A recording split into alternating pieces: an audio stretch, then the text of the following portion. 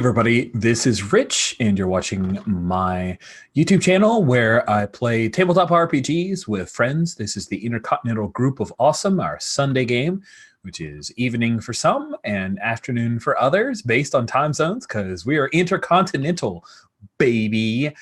We are playing what has been our 5 years later in Halcyon City game that was Project Lycra. Now we are in 2020. New year, same game, new name. Project Lycra was always the working title for the game that Jen is writing, and she has decided to officially call it Power Beyond Doubt. PbtA, which is like PBR, but better? I don't know. It's according to what you want. Like, this game won't get you drunk, except drunk off of fun. We do not have Jen, our game designer, for today. She is taking care of some fun stuff with her live friend group in Denver, Colorado. And so with her absent, we've decided that we're going to continue playing PbtA. We are going to be playtesting a brand new aspect of the system that Jen put in place over the holiday, called touchstones. Touchstones replace ties as well as XP triggers. XP triggers worked like keys from Lady Blackbird, and ties were an on-off system that allowed you to give benefits and help people out.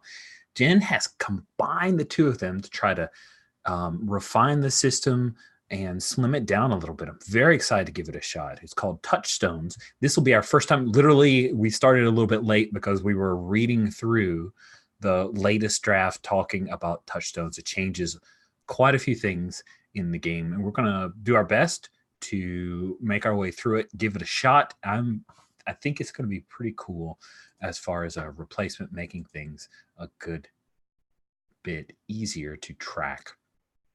With that in mind, touchstones are changing, and we're doing a flashback session. So I jokingly call this our annual issue. If you think of comic books, every end of the year, often the main creative team will take a break, and someone who is outside of that particular creative team will come in, and sometimes annuals are expanded.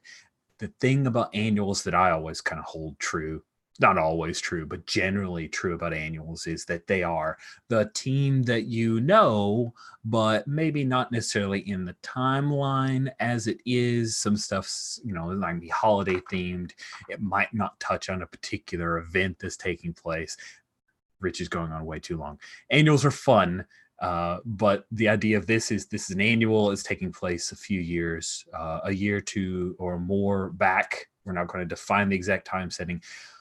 The current plot line with the Abyss and Betty Buckley and the world coming to an end, all of that has not happened yet. Even to like the first appearance of the Gila monster. Crap. What are those called? The giant mecha, not giant, the giant monster things. Godzilla's. Kaiju.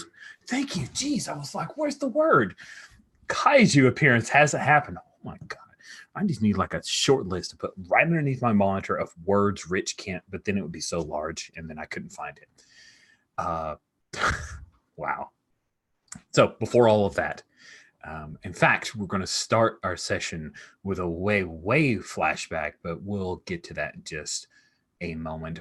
For those who may not have seen this in a while, or maybe never before, because you're like, what's this Power Beyond Doubt? Let's have folks introduce their characters. Alex, if you could introduce yourself and your character, I'd appreciate it.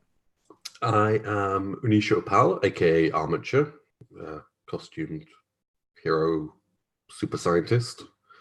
She has some missing limbs from childhood, and she built or designed and then refined replacement limbs, like Dr. Octopus tentacles that can form whatever she needs, limbs, arms, 10 arms at once. And she's not a supervillain and never will be. Stop looking at her like that. Not in this Earth. Totally, yeah. I mean, everyone has supervillains on other Earths.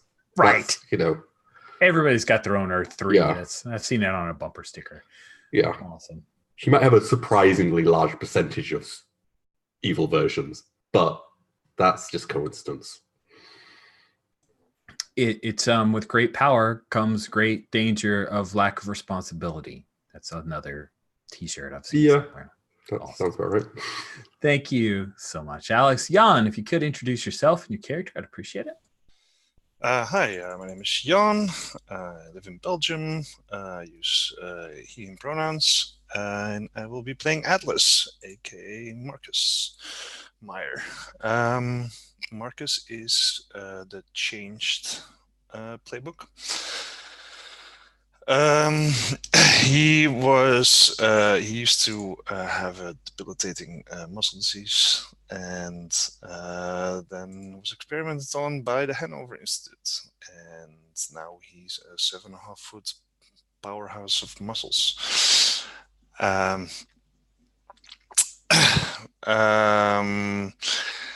He has a tiny girlfriend and still tries to visit his parents every now and then, but that gets them into trouble, so tries to avoid that sometimes. And yeah, he's has some trouble with day-to-day life because of his size, but he'll get around. Jumping. That's right. I mean, sure, you can't ride a bus, but there are other advantages. Easier to walk places. Yeah, you could be a bus. You could throw a bus. I could throw a bus, yes. Could easily throw a bus. So thank you very much, Jan. We are now going to jump over to the last person getting on our bus on this route, as we were. Tyler, introduce yourself and your character, please. Hi there, I'm Tyler, and I'm playing the Demon Deacon, the Reverend Horry Hazard, a West Texas revivalist preacher in his youth, who, as time went on, began delving into things that no man should, and he has started dealing with demons and devils, and in the process lost his beloved wife, and many are saying probably lost his soul. And he travels about trying to stay has been traveling about trying to stay out of the reach of demons who want to make deals with him, and angels that want to use him for their own purposes, which really in the big haul of things, it looks the same to poor Reverend Hazard when the two try and manipulate him. Invariably, it means Reverend Horry Hazard gets his ass kicked. But has found this new team, which has made him put down roots and try and be the better man. And that's not always easy, but he keeps trying. Fantastic. Thank you so much, Tyler. All right, folks, here is where we begin. Our issue starts off with a very young looking armature. We're talking pre-5 years ago. This is the Masks version of armature Anisha Paul, before she's rebuilt her aunt and uncle's store, before she's really built her own pocket dimension apartment, definitely before Armature Industries has come to know. So when she receives a text message that wakes her, what is a couple of the things that we notice in Anisha's room that reminds us that, oh, this is back then? Okay, first I need to know, is this before she came to America? Yes.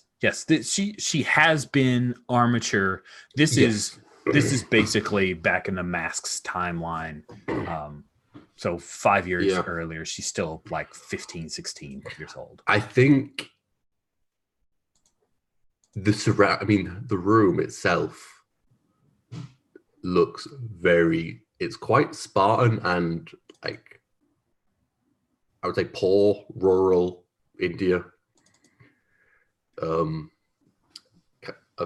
can see like kind of kind of quite harsh light coming through the window through like some curtains. But there are signs of, if she's in a place for very long, anytime, there's now, wiring strewn around the place. There's half-made devices. And yeah.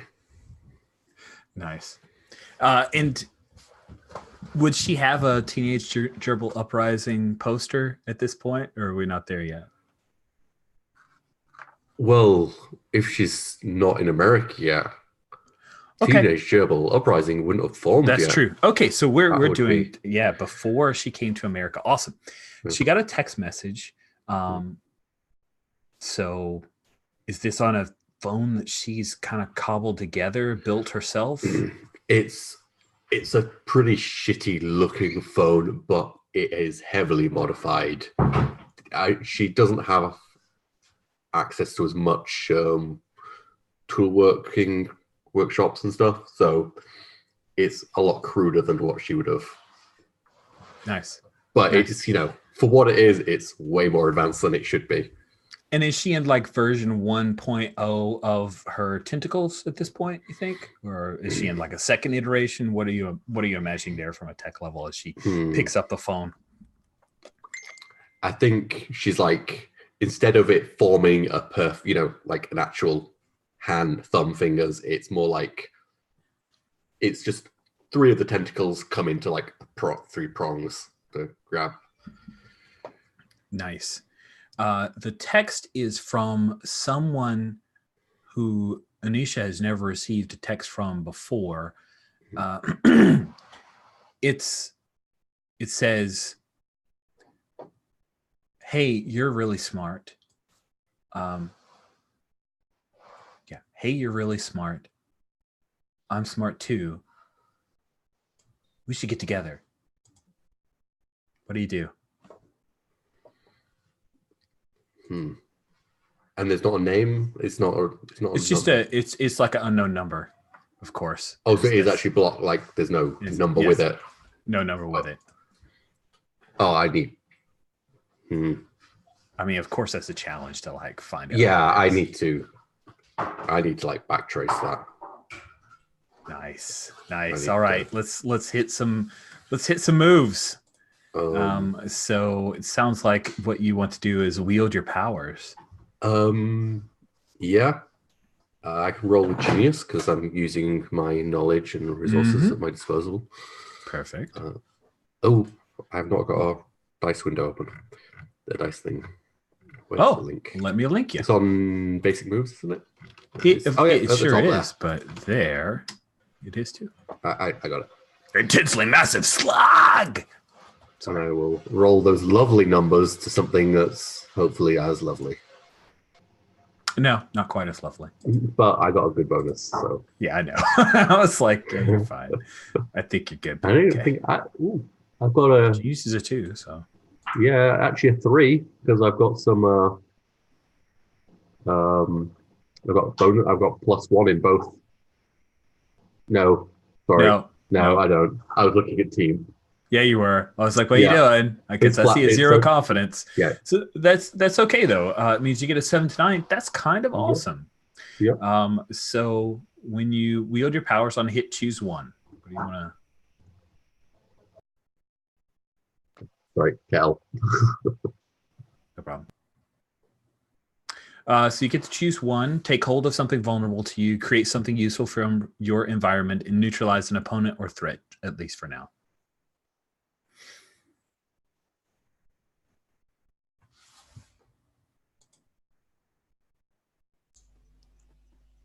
I think you're talking on mute, Alex. I would like to. I get 1, so be careful. Create something useful for my environment. I want to backtrace. I want to get the information about where this came from. Okay. If I can get a security camera or satellite imagery. That might be beyond me at the moment. It might be with a mixed success. Here's what you get.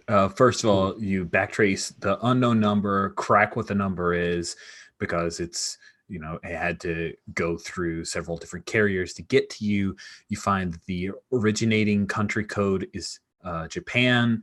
You dial in from that based on the number, and it is in Tokyo, and it is attached and registered to a holding company, which is not really real. It's like a front, and the only employee listed is a Takashi, S, first name S period. Like I'm ringing the number.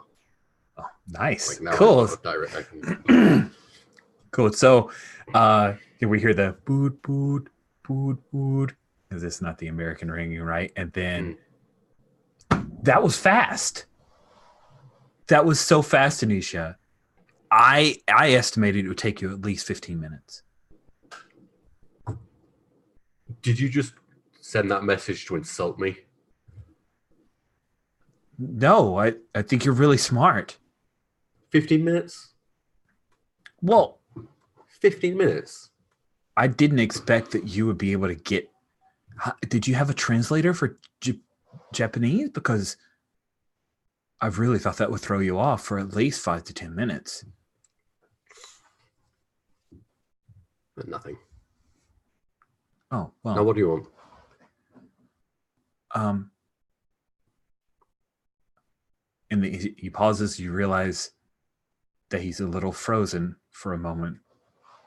I think maybe you're observing your touchstone here. Let's just mark that. My name's Solo. Anisha. I was thinking about going to America for school. They have a super school. I'm a tech genius, just like you.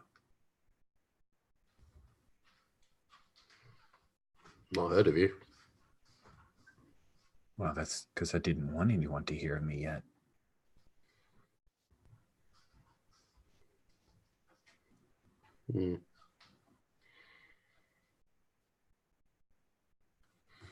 We have 4 doctorates, and I'm only 12. So,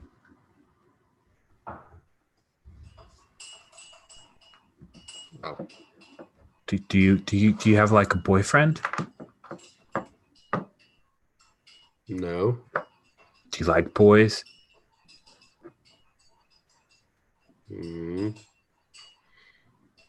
This is getting awkward. Really? I mean, I read a book about emotional honesty, and I'm just being honest.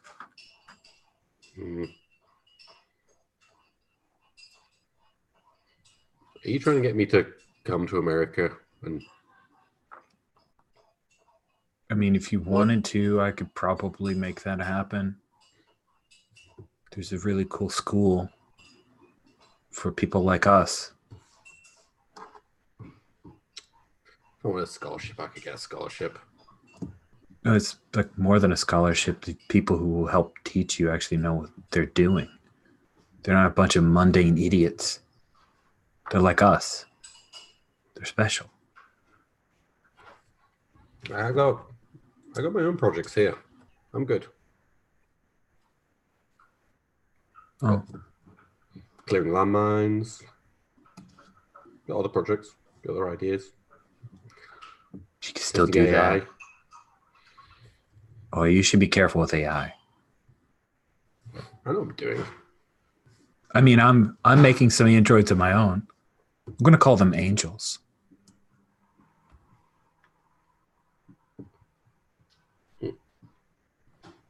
We could share data and development together. I think Unisha would be trying to get a bit more information while this conversation is going. Nice. Sweet. Cool. So I think you're directly confronting something. Okay. Yeah. Because he's tried to hack you too. Oh, okay. Okay. Direct engage. Daring. Okay.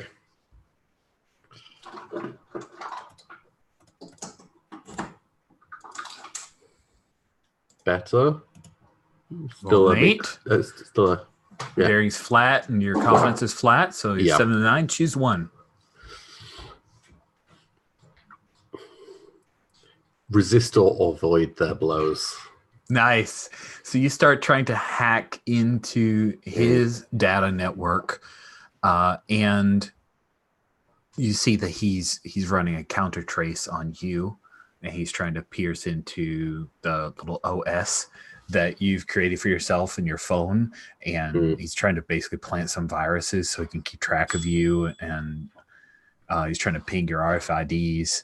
So you're able to countermand that. You have two options. You can either just shut it down, or you can effectively like redirect it to someone else. I'm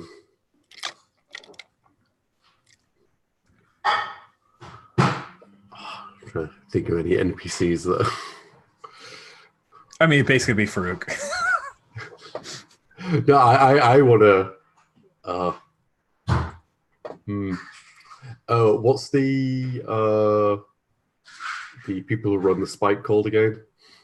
Oh, Aegis? Aegis, yeah. Nice. He's now trying to hack Aegis. Okay, nice. That's a good redirect. That works right. Yep. Sweet. Yeah, that'll throw him off for a little bit as he discovers where he's gone. He even says, I didn't know you were nothing.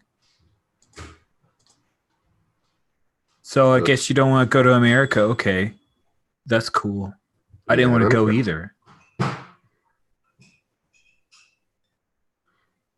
I don't like where this conversation's going, and I'm hanging up. I got things to do. Well, fine. Just do that. It gets like halfway through that, and when it clicks. Sweet. That is our flashback. It went about as well as I expected.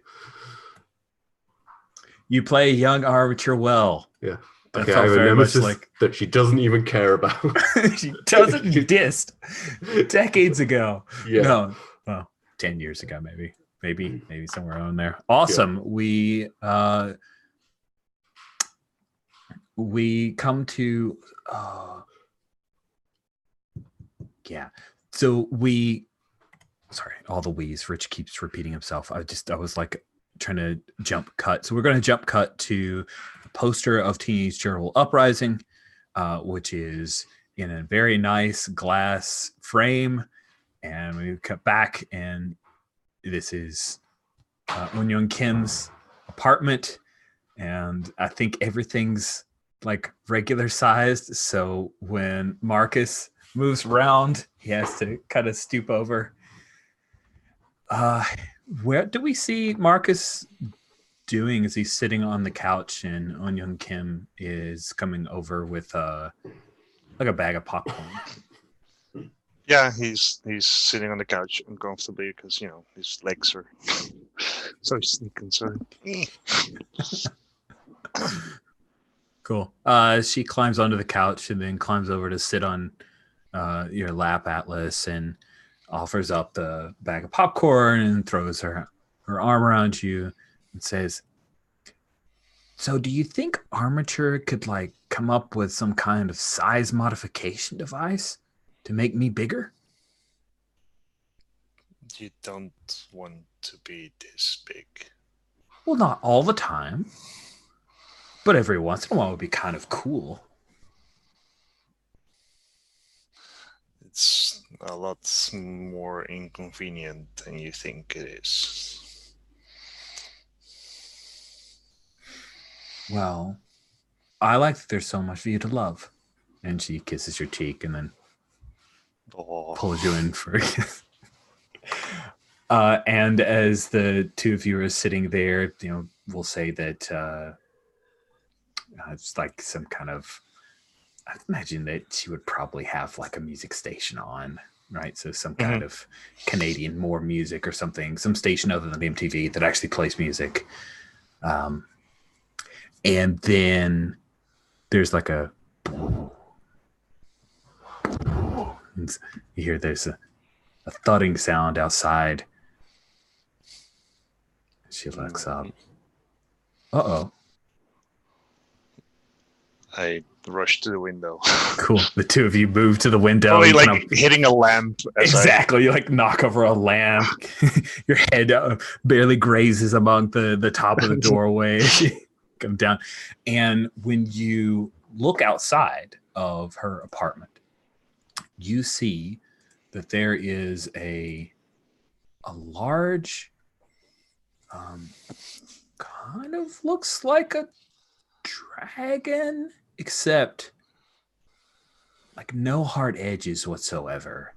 It's orange, and the wings, the underside of the wings are this kind of green, and the tip of its tail has this kind of animated fire on it. It stands about 16, 17 feet tall, and it moves out its giant snaky head. It's got these pointed ears that come back almost like horns, and it lets out this wild roar. And you see that there are a few cars that have kind of pulled off to the side, and one car crashed, tried to get out of the way, went into a tree, and it's just right there in the middle of the street, a half block away. What do you do? I have to check this out. Nice. Cool. So, yeah, Kim is like, oh, God, this is awesome. Let's team up. And she runs to try to go get her glowbird stuff, her glowworm equipment. Okay, but be careful. Yeah. Oh, can I ride on your shoulder when we go in? That would be awesome. Hurry up. She's like quickly like throwing off her sweats, and like you see just little bits of her scrambling and grabbing her glow bracelets or glow gauntlets and everything. And then she comes out, throws on her little like single color sweet glasses, and she climbs up and says, oh, you can't go through the window. I'd have to replace that. I wasn't planning to. Thank God. I mean, if you did, it would be hot, but like problems. So she'll lead you to the front door. You guys go outside, and then you can like jump on top of buildings and stuff. So yeah, this thing has like these gorgeous blue eyes as you approach it, and it just looks so not like any dragon you've ever seen. It looks almost like a child's rendering of a dragon in a way. It roars, and then it, as you approach, how do you imagine that Atlas approaches this thing? And did he have a costume underneath, or is he just regular? Yeah, he always has. It's always a little stuffy. Yeah. I think he first like puts down Onion Kim or Glowbug, and then goes like, hold on, I will go approach it first. Nice, cool. So you start walking up, and she says, "Yeah, I'll feint it. I'll run behind it and hit it with my lasers." She locks in her gauntlets. She's ready to go. When you start walking up to this thing, it turns and it regards you with this big head and those. Yeah, I've got my hands up like, eyes. whoa. Nice. It looks at you, it sniffs the air, and then it breathes on you. Shit! And you see this flame coming your way, and we cut away. So we cut away to the Demon Deacon. So this is about a year ago-ish, right? How's the Demon Deacon, when he's not actively involved with the team, what's the kind of stuff that he gets up to? Where will we cut in and see him? I think we're probably finding him in a seedy dive bar, probably in a back booth, and this is probably his side hustle. I think he has in front of him probably a kind of disreputable looking person that is getting his fortune, so to speak, but more along the lines of the twists of dark fate that are plaguing this guy. Feels like he's cursed, and the deacon is like, "Oh, I'm sure you are, boy. I'd say you've definitely been walking in the wrong shaded path." Nice. And we'll say this: a guy with like green, obviously dyed green hair. That's kind of spiky. He's barely old enough to be here. Maybe not quite old enough to where someone carded him with a legitimate card. And clever folks would recognize that this is a guy who now works for Aegis, known as Haxor. The person who has the ability to, he has technical manipulation. Technopathy. Pardon? Technopathy, I think. Technopathy, thank you. Let me write that down. Technopath. I think he is. And he says, "Yeah, man. I mean, I got this offer on the table to get me out of all this trouble, but then I'm working for the man." The man? Yeah. You know. Aegis. He looks around, nervous about saying it out so loud. Oh, the authority, son. Well, sometimes to get out of a sticky situation, you have to find yourself powerful allies. Yeah, they are that. But I sense, son, that you don't really want to do that. And you're good at this. The voices, son, they speak to me.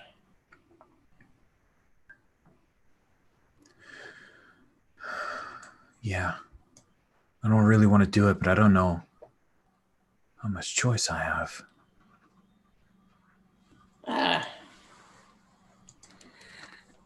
Son, you look like you're in the wilderness. You look like you're looking for something, looking for that little glimmer of light. Let the old deacon be that beacon, that shining light on a hill that can offer you a path towards glory. Let's see here, son. And I'm gonna kind of reach over and take his hand, and then really quickly I'm going to pull out, and there's going to be a little pin. I'm gonna stick his finger, and I'm going to lick the blood off of it. Shit, what if I was a hemophiliac, man? I would know that, son. I am going to attempt to pierce the mask on him. Sweet. When you pierce someone's mask to see the person beneath, roll with humanity. Alrighty, so I'm rolling with humanity, and I have some things that get to play with that. Yeah, you've got a trust of -1, and humanity is 0, but you have a move, I think, that lets you flip stuff around. So. I get to have a positive on trust, and I just picked up the move, Incredible Senses. When you roll to assess the situation or pierce the mask, I could treat a miss as a 7 to 9 or a 7 to 9 as a 10 plus. If you do something outside of polite norms, such as sniffing someone, tasting blood, or rooting through dirt and garbage. Nice. So very good. Look at you setting that up. That was cool. All right, let's give it a roll, see how we do here. Well, I rolled boxcars, so I didn't need any of those things. Wow. On 10 plus, you asked 3 questions. And you get to treat that 10 plus as a 10 plus. And I do, yes. All right, let's see here. All right, piercing the mask. There we go.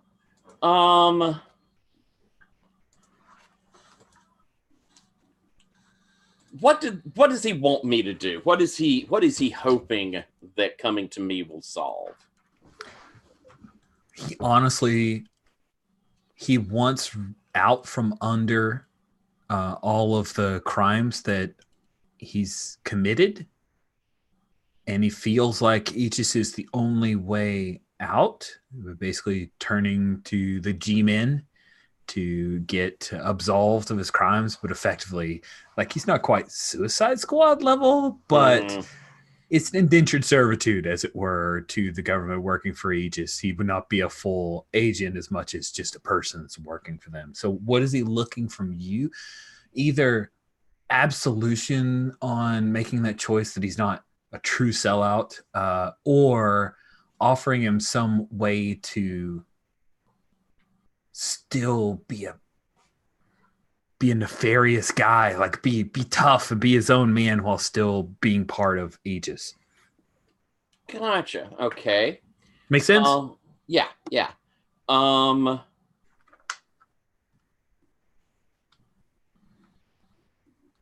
This is probably more of a figuring out kind of his psychology. So it would be, how could I get him to feel like he is that independent man when he goes in there? What is a thing in his psyche that would make him still feel like he's independent? Okay. Haxor's psyche is a little odd. But you're used to dealing with odd folks. If he felt like he was a double agent in some way, he would feel like he was being his own guy. He wouldn't be a real sellout to the government because secretly he's working for somebody else. Oh, son. I don't even know if I need that last question.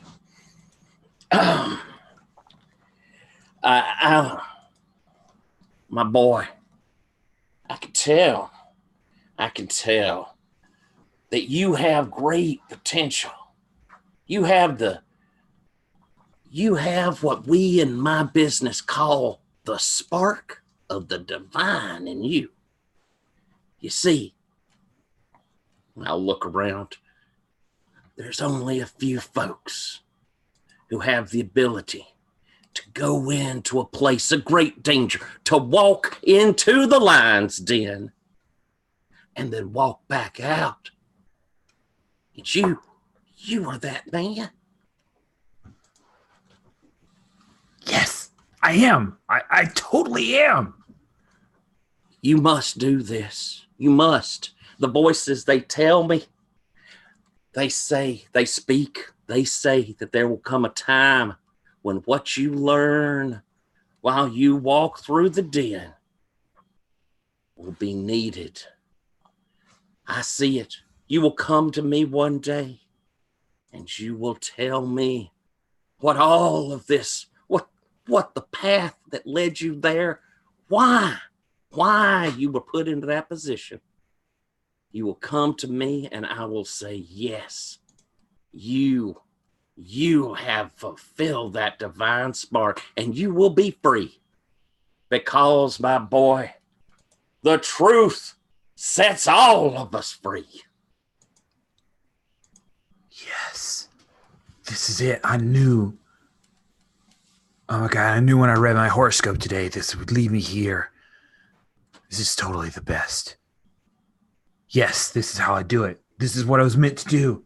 I'm going to go now. I'm just going to go take the deal before they take it off the table. You should. Return to me when you know the time is right, my boy.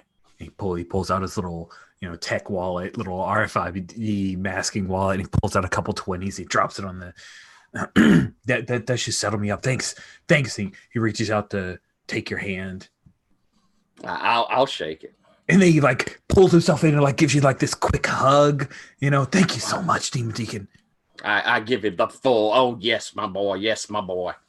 Cool. And then he backs up and he starts to head out, leaving you in the bar, heading off to sign up to be an agent of Aegis.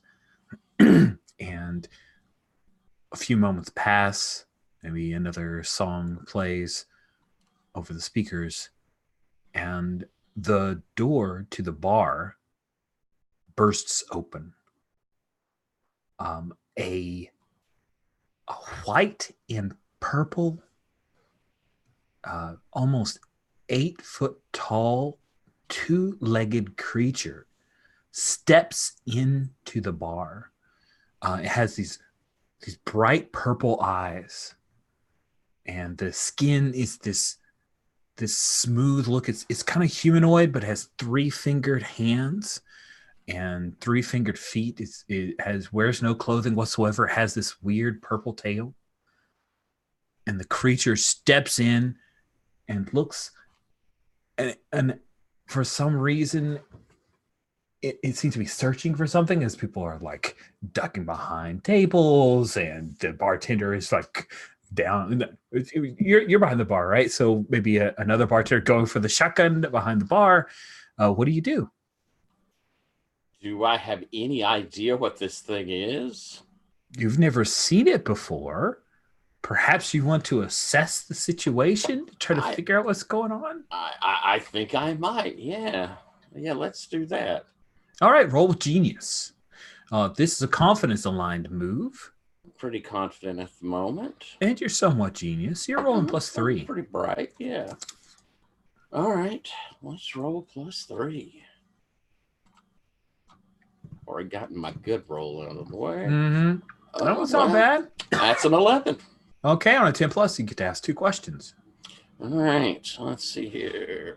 Pull up my basic moves again. There we go. How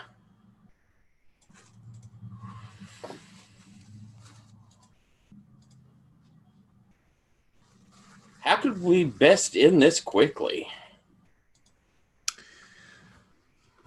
It locks eyes with you, and it starts charging towards you. It's here for you. Maybe this is some kind of demonic creature. How best can you end this quickly? Well, end it. I think the best way to end the threat to everybody else is to get out of the bar. Gotcha. The best way to end it is probably to fight it, because it does not seem like it's here to have a conversation. It does not. Okay. And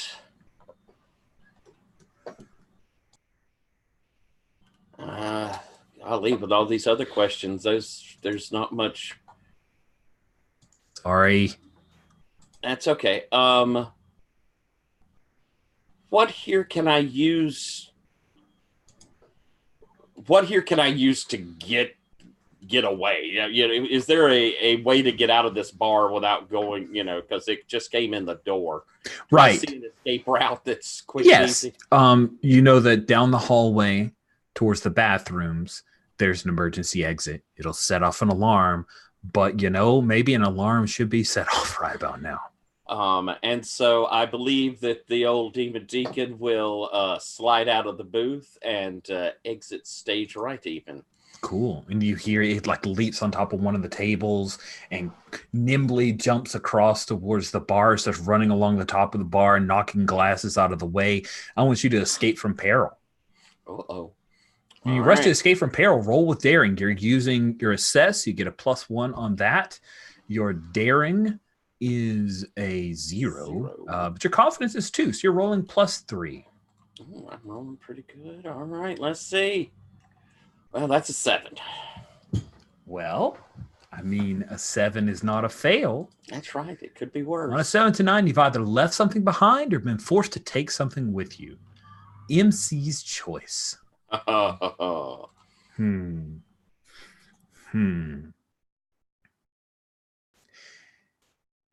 Yeah, I've got an idea. So you're running towards the bathroom. And you know that you're running towards the hallway, that left side, I don't know, is this themed bathrooms where they like call the girls fillies, or is this a thing where they actually say ladies and gentlemen? Like, oh, it's a dive bar, so it probably just has like the stick figures. Nice. Just the stick figures. It is a dive bar. Awesome. So you're running straight ahead, and there's a girl coming out of the women's restroom. She's a Latino girl who appears to be probably too young to be here, and you don't remember having seen her in the bar before. She's wearing like a green hoodie, a light green hoodie, and you almost run over her and end up basically pushing her along, and she heads out with you to get out away from this creature. Come on, little lady. Come on. She glances back and her jaw drops like she kind of recognizes that thing. But then she runs after you. She's like, oh my God, what did the... Holy shit.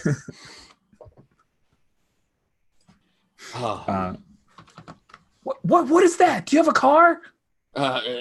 Yes. Come on. We should hurry, young lady. Okay. Yeah. And cool. So you guys start running towards, hey, you have your old car here. That's right. Flashback.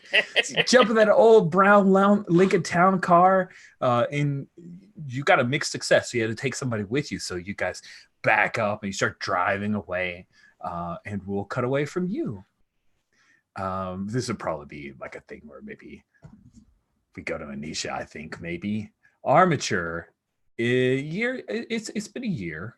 Or it's a year from now, so it's a year ago, right? Armature Industries is probably... Sorry, my setups are terrible today. Sorry, guys. Out of practice. Worst game of 2020. I'm just getting it out of the way. Yeah. I guess I've started Armature Industries base. Or maybe I'm like building the workshop. And it's nice. Cool. So you're building the workshop and you receive... I don't know, like probably just like a Facebook message. Just pipes in through your normal social media feed. Hey, remember me? And it's Takeshi, S period. I just like type no and then continue build construction. Nice. Message comes through again. It's Solo Takeshi. We talked a few years ago about you coming to America, which you did, by the way.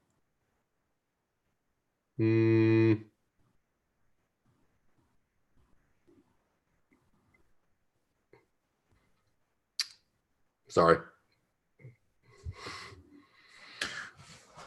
And then there's no return message back at all, so you can continue your work. Yeah, I think perhaps Diffuse will say, update on Solo Takeshi? Please explain. I vaguely remember some sort of like stalker kid from Japan. Irrelevant. Is Solo Takeshi a danger to our project?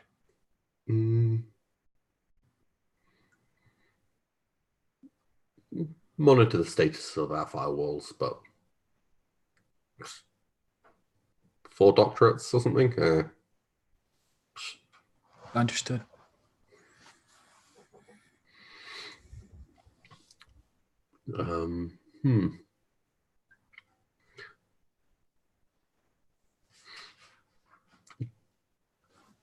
We'll do a search just in case. Where is he now? Signal originating from Tokyo, Japan. I would like to read the situation. Okay. Or the assess the situation. Yep, I knew what you meant. Yep. You're rolling with genius and confidence, so you roll +2. Unless you got a move that says otherwise. I don't think I do. +2, 10. Nice. 10 plus. Ask 2 questions.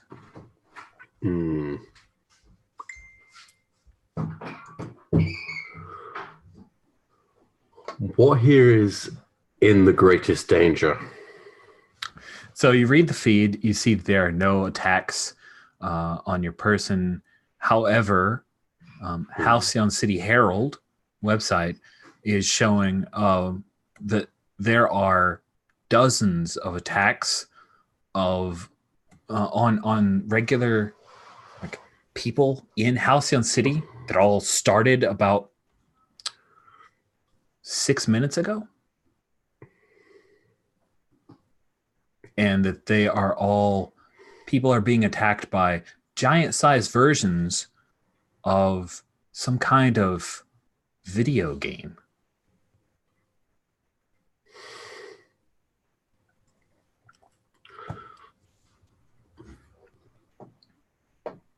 Okay, I'm gonna save my hold for a sec. Okay. Okay, you got my attention. I respond. Hot. Not that kind of attention. Not yet. Right. Totally. Not yet. Right. Do you know what? I can't really be bothered to waste that much time on you. So can you just tell me your evil plan? It's not evil. I'm not evil. I've had some growth over the last few years, and sometimes you might not realize when you're being evil, and you might need to course correct. So Are you Are you asking me out? Second opinions on that. Right. You can give me a second opinion. You should probably meet me and we'll get to know each other intimately. Where and are stuff. you? Oh, well, Tokyo right now. Maybe if you lend me some of your dimensional hopping capabilities, I could probably work out a portal. Yeah, I'm not lending you that, but diffuse, can you deploy? Actually, do I have any resources on my? Would I? Yeah. Time has passed in the other direction. Yes, it has. Can I roll the move? Yeah, roll the move and find out if I've got some resources to spend? Do it. Company resources. Begin play with one resource. You can spend when time passes. Roll humanity. Okay. Oh no, you're rolling with humanity? Yeah. You got one in humanity. I'm just joking. Got humanity out of the ears. That's the number 7. That's a 7. Oh, that's good. It's not a fail. That's not fair. On a 7 to 9, you gain 1. So I have now 2 resources. Mm-hmm. Diffuse, can you deploy satellite from the satellite, one of the teleportation pads? Done. Then back to the kid. Touch my tech, you will be electrocuted. Just come through. Right, totally. Got it. No problem. I'm serious. Can I bring anything with me, or is this just a me thing? Like, do I have to be Terminator naked? Amendment, you will be electrocuted if you try and do it Terminator naked. Okay. He doesn't laugh. That was Rich laughing. He's like, understood. Affirmative. If you scan him when he comes in, I want to know if he's trying to smuggle any tech in. Very well. And where's the destination? Ooh, that bar that has that superhero bar that has a teleportation pod. Oh, right. I don't want him coming into my workshop, and I might have not even got the teleportation pad set up. So awesome. Oh man, what was the name of that bar? I mean, I can grab one from another game. I just can't remember the name of the one we used. I see some shaking of heads. Sky Lounge. Should we just call it the Sky Lounge for now? Something like that, sure. Sounds good. It's a year ago.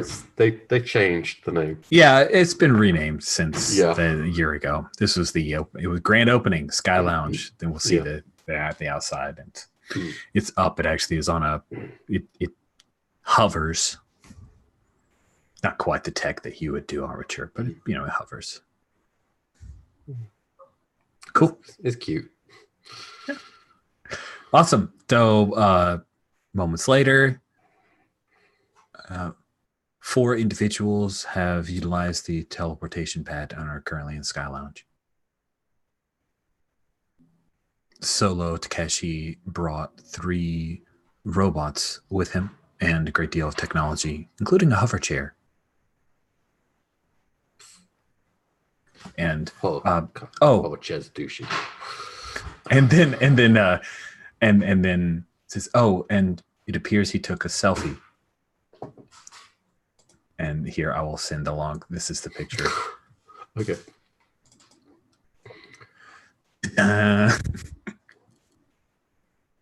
You see it? Yep. There you go.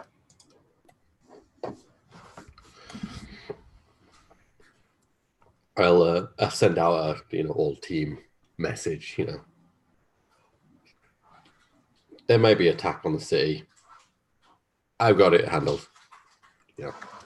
Sweet. So let's cut to Marcus. If you could take a powerful blow. I'd love to. Weather a blow. When you weather a blow, roll with the absolute value of trust or confidence, which would be a 2. I get to choose. You get to choose, but they're both 2. They're both 2, yeah. You want to roll +2 or +2? Yeah, exactly. That's a 12.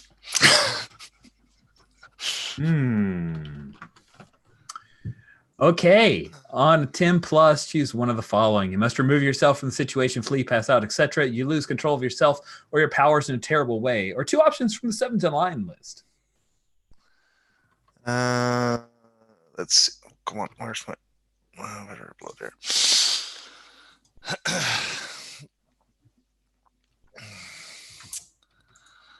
I will lose control of myself or my powers in a terrible way. Oh my goodness, buddy.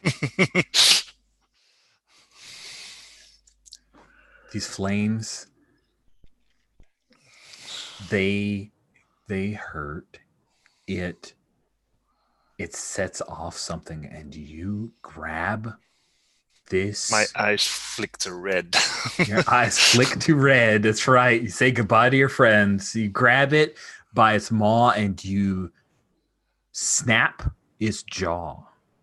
The thing roars in pain, but the sound coming from it has this like weird digitized phonics to it. You end up grabbing it and throwing it away, but unfortunately you're not used to working with people. And you throw this dragon right where Glowbug was skimming over to. It slams into her and sends her sailing, and the 2 of them smash into the side of a van.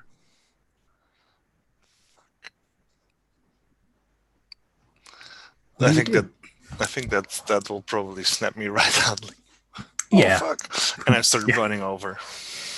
And as you run over, the thing starts, like the digitization of it, like it just like zeros and ones and everything, it just starts to flit away. And you see this big, huge dragon-sized dent in the size of the... It's not, I said van, but I meant more like U-Haul, like, delivery van. Yeah. 4-panel van, I think is that what it's called? Yeah, it was a large van. A Volvo truck. There, I went European for you guys. One of those big Volvo trucks where like the driver is literally over the engine. I think that's the most fascinating and also terrifying design. Because if you hit anything, you just go out. That's how all trucks look here, though. I know, but it's weird. It's so weird, guys. I love it, but it's weird. It looks futuristic. I just want you to know. It looks super futuristic to me. It doesn't for us. No, it looks mundane to you guys. Anyway, big dent in the side of the van, and your girlfriend smashed in the middle, nose bleeding. I think one of her gauntlets looks like it's been mashed a little bit, and her glasses have a crack down the middle, and her eyes are closed. What do you do? I'm panicking, but I'm going to try to like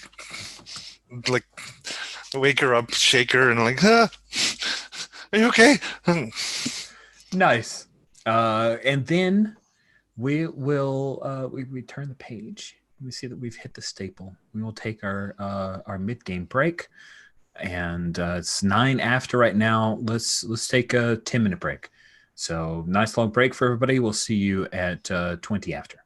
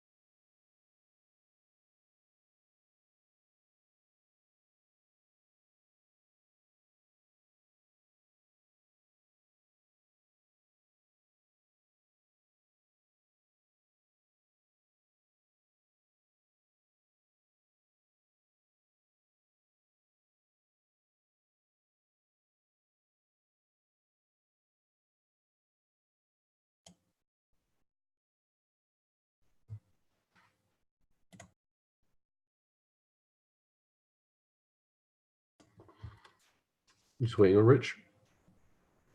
I think so.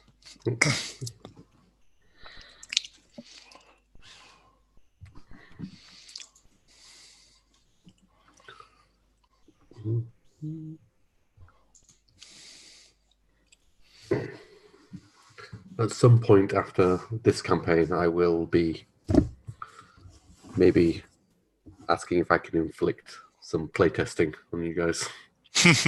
What you got? I'll chat about it after when we're off.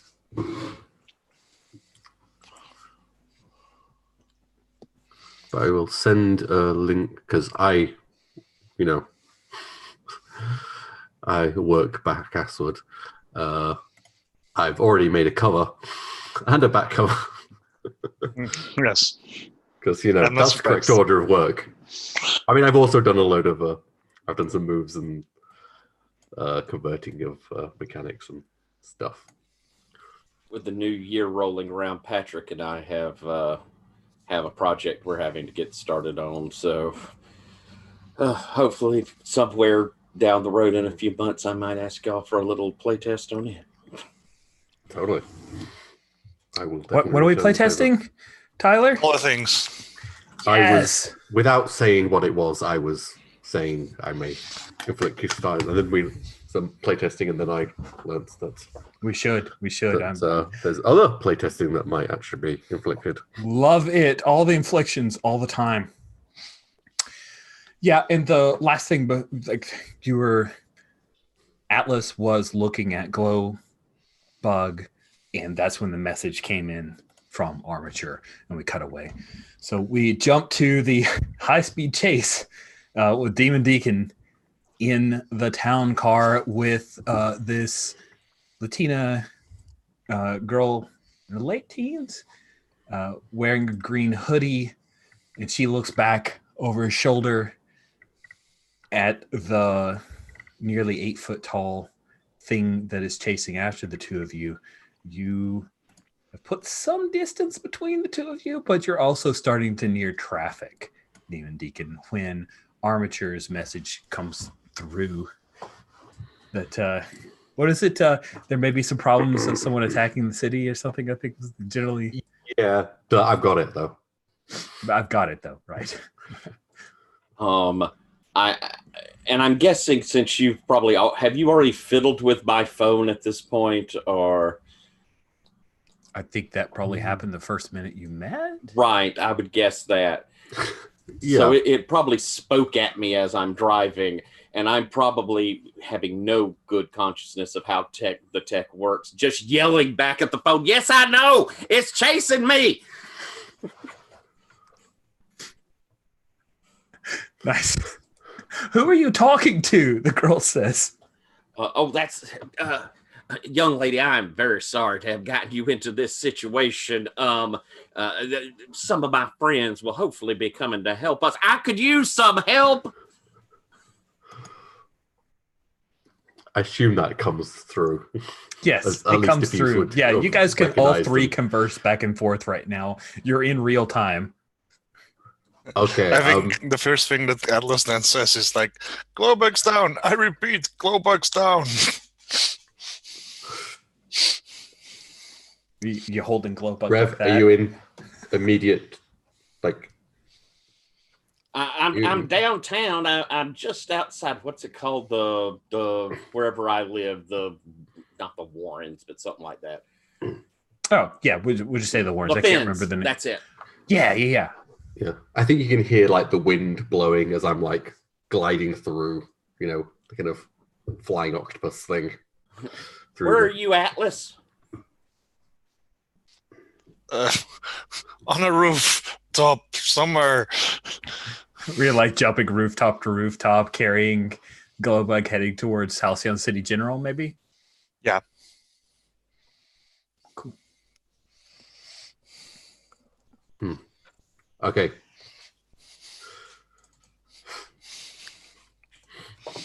Okay, I think I need to stop this at the source. But, Reverend, I'll come by you. I do have a passenger here in the car, very nice young lady that seems to have, unfortunately got mixed up in my little bit of trouble. It's Fine. Daniela. Her name is Daniela. Yeah, I'll bring all of you. It's fine. Don't worry there, little miss. It's going to be fine. As I'm looking in the rear view mirror, what the hell is that thing? And there's like a car that kind of pulls in and hits it in the side, but it takes the blow and continues, runs over top of the hood and continues after you. Okay, so I'm ignoring the whatever he's called. It doesn't really matter. Takeshi, yeah. At this point, too. I mean, Marcus. He seems to be he's going where he needs to go. Mm-hmm. I can't really help that. I'm not biology. I'm going to go expertise. for Rev. Yeah, I could spend some weekends and figure it out, but I'm heading towards Rev. Okay. Cool. So heading towards Rev's is the thing where you're just gonna port to, wield some powers, and I'm flying. I'm just flying. Okay. Oh, just flying. That's awesome. Yeah. That's awesome. Sweet. So you just fly over towards the Reverend. Here's the deal, Reverend. You're starting to hit heavy traffic. So continuing to drive is going to be something pretty risky here. You're going to need to push your limits if you want to continue trying to drive, because you could easily get in some kind of pileup or a giant car wreck. Okay, I think probably that's something I want to...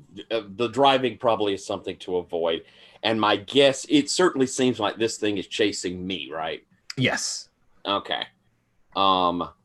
So what I think I'd like to do is I'm going to, with Daniela there, I'm going to kind of reach over and take her hand and say, I think now is the time for us to depart the vehicle. So get ready. And Okay. I'm going to slow down and I'm going to attempt to summon something to drive my car somewhere very nice and park it. As we are going to open up the door and I'm going to try and, as we slow down, roll out with her and hopefully hop up and run. That sounds amazing. Let's see how this comes out. Yeah. So what should I do? Oh, yeah. We should probably. I thought you had a move in mind for the summoning someone to do a thing. I think you're just wielding powers. So let's just go with a nice, simple wielding powers. And if you have a 10+, you do everything pulls off just the way you want. Cool. All right.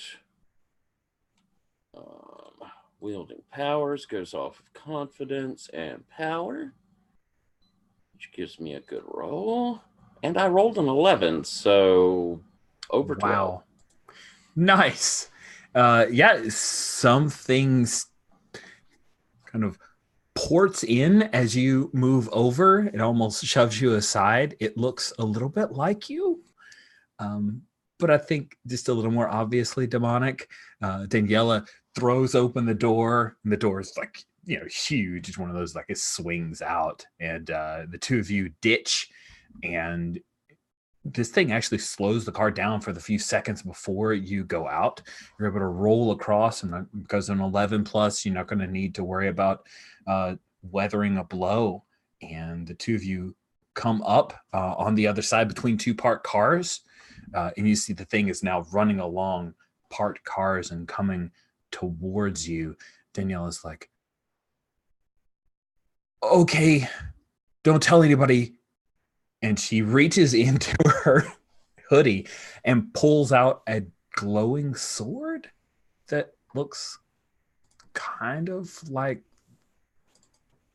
that. It's got a weird timepiece in the middle of it. And she slashes at the open air, and you see some kind of portal open up, and she shoves you through and dives after you. Cool. Awesome. So we cut to Atlas, and Atlas will just pick up with you at Halcyon City General. you hand over Glowbug at the super entrance, and some people throw her on a gurney and they're checking her out, and it's, oh, she's going to be fine, she's fine, it looks like she just rung her bell, maybe a contusion, we're not sure, it's fine. Are you okay, sir? Nurse stops while everybody's wheeling her away. No, a dragon landed on her. Please take care of her. Of course. Are you okay? Did you take any injuries?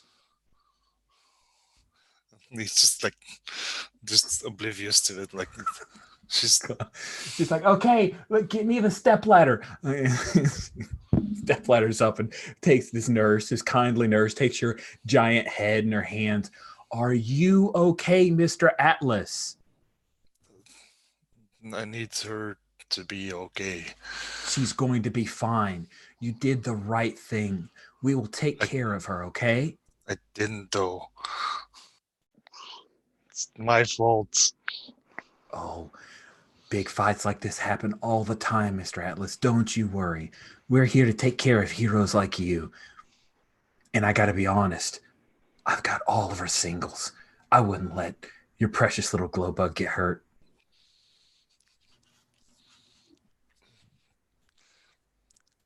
Oh, okay. Good. She steps down the stepladder, picks it up, and puts it in the little closet where they keep the stepladder to talk to giant superheroes. And then we'll cut away to a niche. Yep, sorry. Can I go with her? Oh, honey, no. You just stomp stuff. It's not big person sized. I'm sorry. I think Atlas just starts crying. Oh, man. Oh. And she's like started to walk away, and then the nurse comes back, and she just comes up and puts her hand on your above your butt. I think he just collapses. And, he just collapses. Slims down against the wall and just.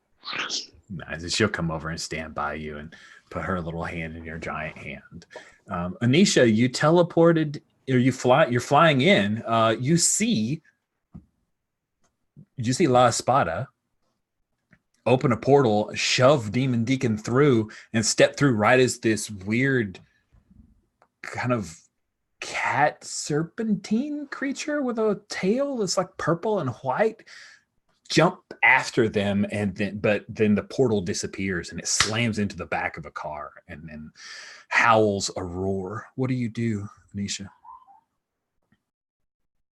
Oh, you're muted, Alex. Of course I am. I hold for a second, quite high up. I want to see. Oh, the Reverend's car just drives along perfectly fine. Stops, turns on his signal, turns left. That's just some of his nonsense. It's explainable, I'm sure. Not magic. Psychic ability. Yep, not magic. Yeah. What is the creature doing? The creature looks around, and it seems to be searching for something, and it walks back over to the spot where you saw the Demon Deacon get pushed through that portal. It kind of paws its hand through the open air. It's confused. It doesn't seem to care about anything else right now. I'm looking at it and okay, I should go deal with the main problem, but I don't know if I can just leave this here. Yeah, tough choice you've got there. What do you do? Superhero landing. Sweet. And as you do your superhero landing, it doesn't even notice, but you see a couple of Halcyon City's finest coming around the corner. They've got to help out too. So one of them what do you do? I reach out my arms, I think as they approach, one of my tentacles stops them moving close to this thing. Oh, nice. Officers, do you mind if I just let me go first? Oh, I think you're trying to You're trying to talk to normal people, right? Trying to persuade these guys to trust you that you're going to do the right thing? Yes. Okay. I'm doing that. You're going to roll with humanity and trust. Guess what? You actually aren't terrible at this. You get a +2. This is gonna be a +2, yeah. So persuade someone? Yep. Oof, thank goodness for the +2. Yes. That eked you into a 7. Yeah. Okay, so on a 7 to 9, they'll need some concrete assurance, corroboration, or evidence first. One of them, a dark-skinned woman, younger for a cop, few years older than you. She says, "Who are you?"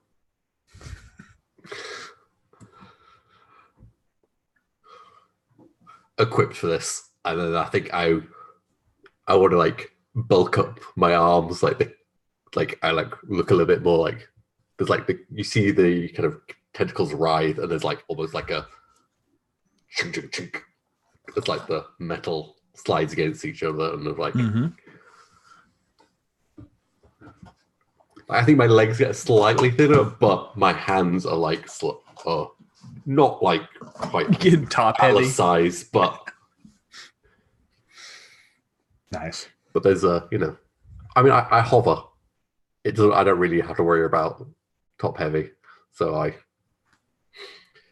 then I start walking towards the other cop is like, surely we can let her, Glass. Surely we can let her take first shot here. And he's like, no. And the creature turns and looks back at you when you get close, and he hisses, and you can hear like there's that modulated sound to his hiss. It's unnatural.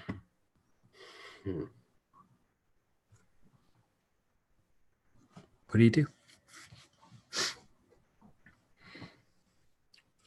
I think I want to kind of just like walk around it, looking at it, kind of just taking in details. Are we out? I guess we're out of the situation where I assessed the situation before. Right. Yeah, you're in a new effective situation. I would like to wield my powers. I'm going to, because this seems like a robot or a hologram or something. Seems like that kind of stuff. There's definitely, a non-organic nature to this. Mm-hmm. Yeah. You should do that then.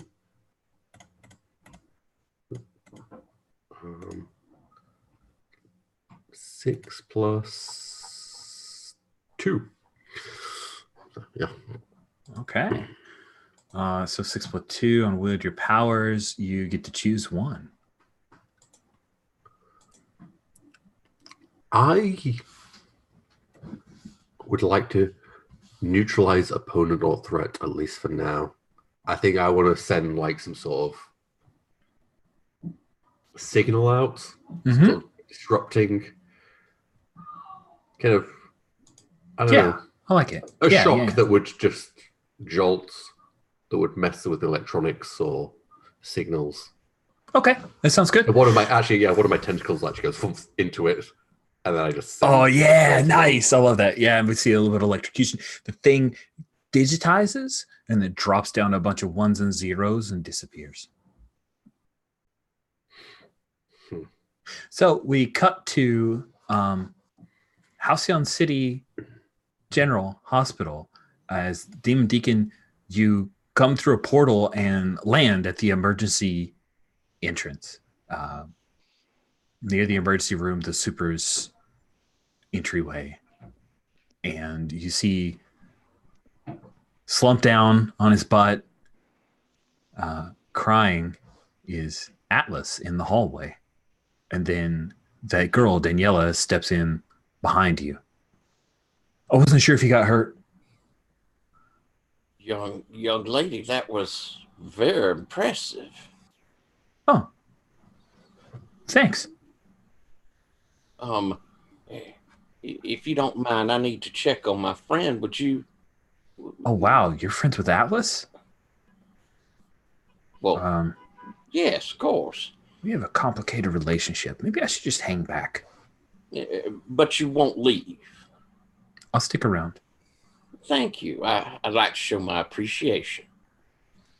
Sure. And I'll head over towards Atlas, and as I get close, I'm gonna, kind of put a hand on his shoulder. Are you all right, son? It's all my fault. Now, son, I'm sure that isn't true. How is she? And I threw a dragon at her. You did what now? I threw a dragon at her. Oh, I see. Is she? Well, is she all right? What's the doctor saying? I can't go see her. I'm too big. Well, yeah, obviously, but I mean, son, I'm sure it's gonna be fine. You didn't mean to throw that dragon. I'm sure. I didn't mean to throw it at her. I'm gonna kind of lean down and put my arm around your head. It's gonna be all right, son. Now, let me go speak to the doctor. She's gonna be all right. She's a tough little thing now. I want to go see her. Well,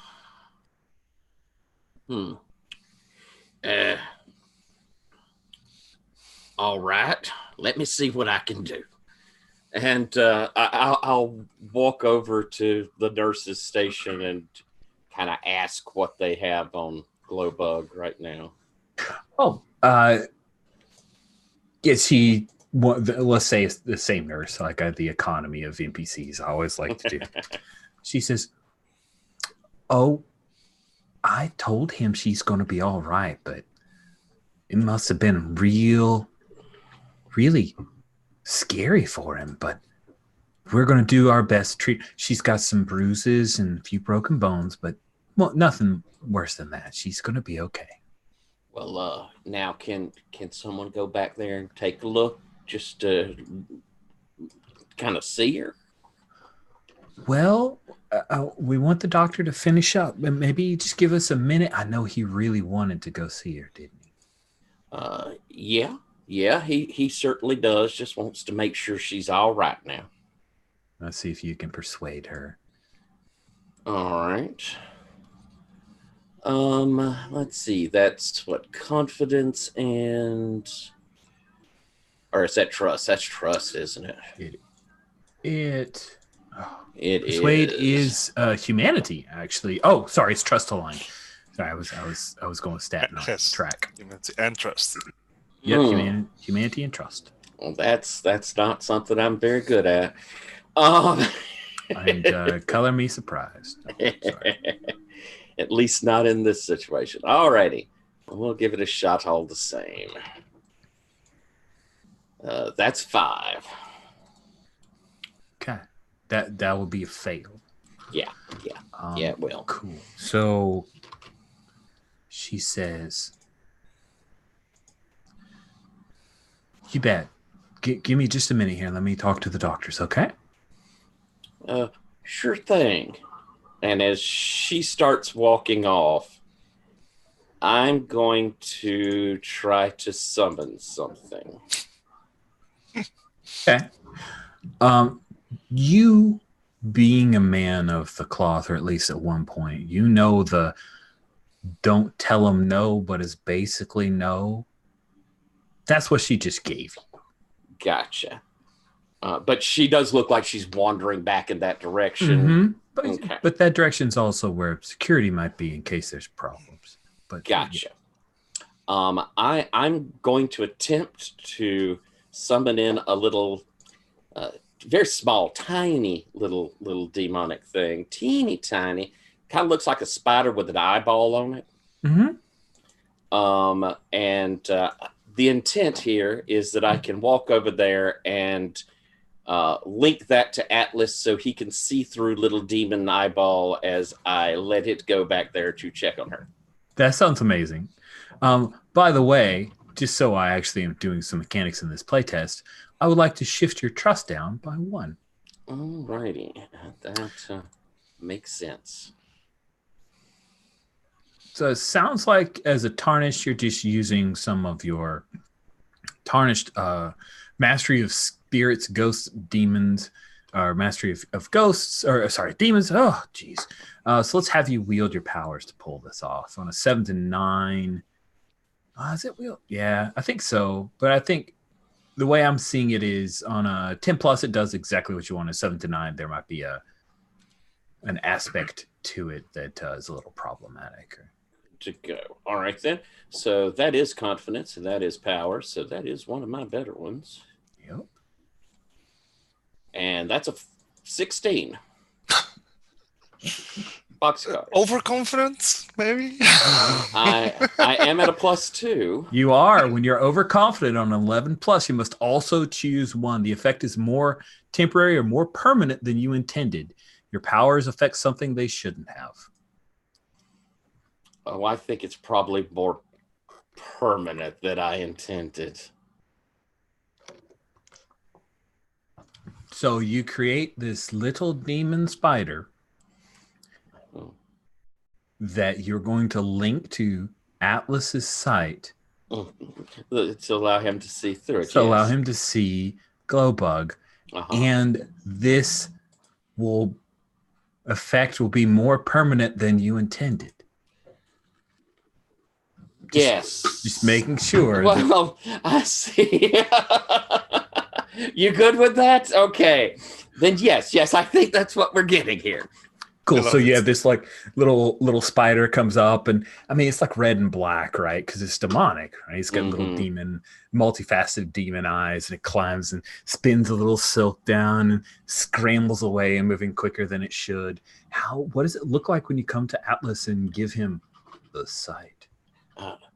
As I move over, son, they ain't gonna let you go back there, I don't think, but I can still let you see her. I've sent a little spy off, and here, this will let you take a look. If you don't worry about it. It's gonna be fine. And as I kind of move my hand over, hoping that you look up, there's where it built a little web in my hand that I reach out and kind of touch you on the forehead, and the web spreads a little bit. And then it kind of disappears into your skin, right? Kind of thing. Yeah. Oh, man. And it's an adjustment, Atlas. Yeah. Two big adjustments. Number 1, you're not moving, but what you see is moving. Number 2, instead of looking down on the world, you are looking up on the world. Everything seems giant to you. And you are entering a room underneath a closed door and climbing up the wall. You hear voices echoing oddly. And sure enough, you see Glowbug. You see they've removed all of her equipment and her gear and her mask, and she's sitting there, and her nose looks like they're going to have to set it. And her right eye is puffed up, and they've got a couple of like cotton balls up her nose, and she's breathing though. And there are 2 nurses and a doctor, and the doctor looks like he's finishing up doing a quick check over, and then he asks a nurse to hand him some smelling salts, and he waves it underneath her nose, and then he pulls one of the cotton balls out, and she, how. And he starts asking her a few questions and has her track a pen a little bit. And she's responding. She's dazed. She seems like she's having a little bit of vision issues. And he marks down that there could possibly be a concussion. And they're going to get her a cool cast. And she said, "Oh, can I get one that like you can sign? I want everybody to sign my cast." And he says, "Well, we don't really do casts like that anymore. That's old tech, honey. That's like old TV stuff." It's like, "Oh, okay. Hey." I mean, I think in the meantime, Atlas, completely unaware of how this spider thing works, is probably talking out loud like, "Oh my god, are you okay? I'm so sorry." And But like son, I don't think she can hear you. Oh, it's okay. Nice. But other than getting her bell rung, possibly having a broken arm for a while, she appears to be okay, Atlas. Yeah, and so the spider climbs along the wall and starts heading, and then it lowers down onto the bed, and the doctor and the nurses leave, and you're looking out of the eyes of this little spider that's just looking down at your girlfriend, fiance. What do you do? Because you're still watching. It doesn't seem to. She doesn't seem to hear you. It doesn't seem to be making any of your noises. I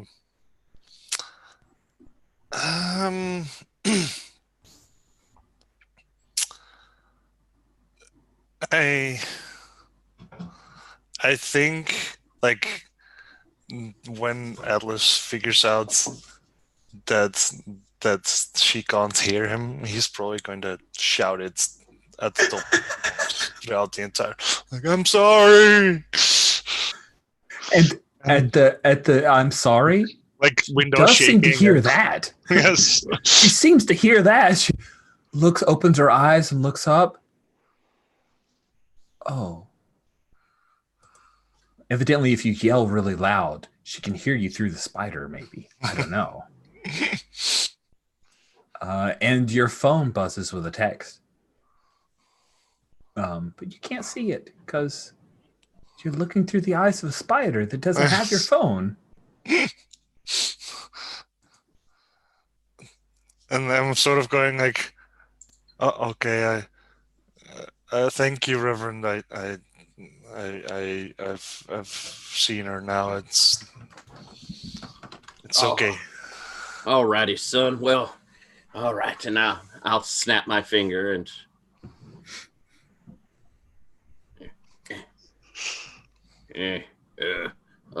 hold still, boy. And I kind of, you feel like me moving on your head. You feel it, and you see she's like the spider's shoulder surfing her as she's typing. I'm okay. Don't need to worry. Okay, it was good. It was a great fight. We won, right? And you're seeing that her shoulder surfing that, right? But you can't actually answer your own phone. You feel it buzzing in your pocket while Demon Deacon is trying to help you. What does my phone say? And I'll look at its phone. And I'll repeat what it says as I'm getting a little more frantic, realizing that that this thing may not be wanting to go back like it's supposed to. No, it doesn't. But Atlas, you hear another voice. You're cursed. The deacon has cursed you.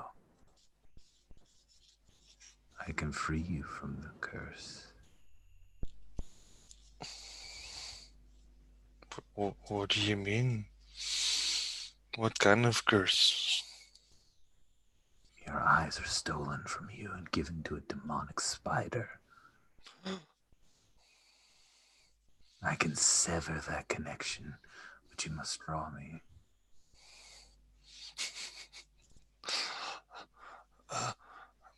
Please do. Nice. So you tap into Eldritch powers, whether through an artifact, a power source, or a spell or ritual. Roll plus power. On a hit, you can craft the Eldritch energy into the effect you sought. Come on. That would be a 7. On a 7 to 9, the Eldritch power. On a hit, you craft the Eldritch energy into the effect you sought. On a 7 to 9, the Eldritch power you tap into becomes a touchstone. Oh, yay. For you. Expect it to ask you for something. So now you officially have a touchstone with Fragrak. I don't remember how to spell it, so I'll just like Fraggle Rock. There we go. Good enough. I think it's FRAGARACH, but I'll look it up later and roll 20 and fix it. Fraggle Rock's good enough. Yeah. Yep. Cool. So you see this claymore appear out of nowhere, Demon Deacon. I don't think you've seen it, right? No. So people with swords and portals are just happening today. Yeah, it's a big day for that. But this is a like wielding thing, and he swipes at the air in front of him. Oh, son!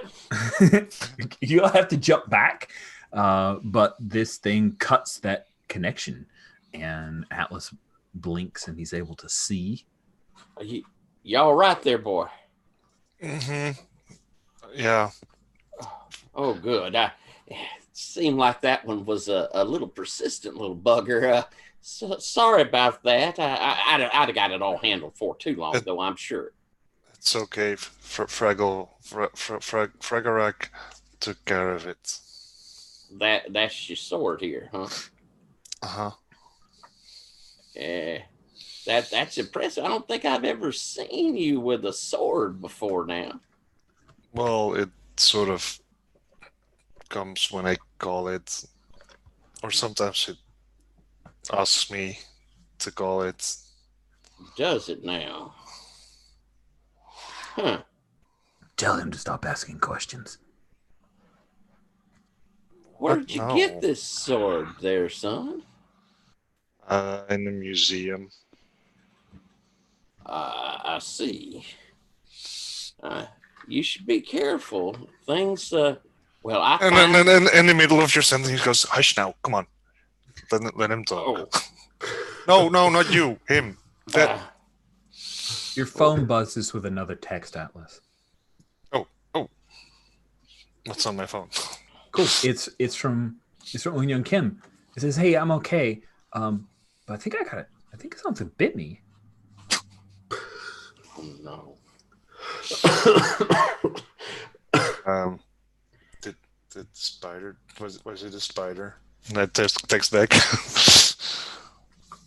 Yeah, but I killed it. It's cool. Reverend. Yeah. What does a demonic spider bite do? Oh. Well, hopefully not much. Did it bite her? Can at this point Anisha turn up? Yes.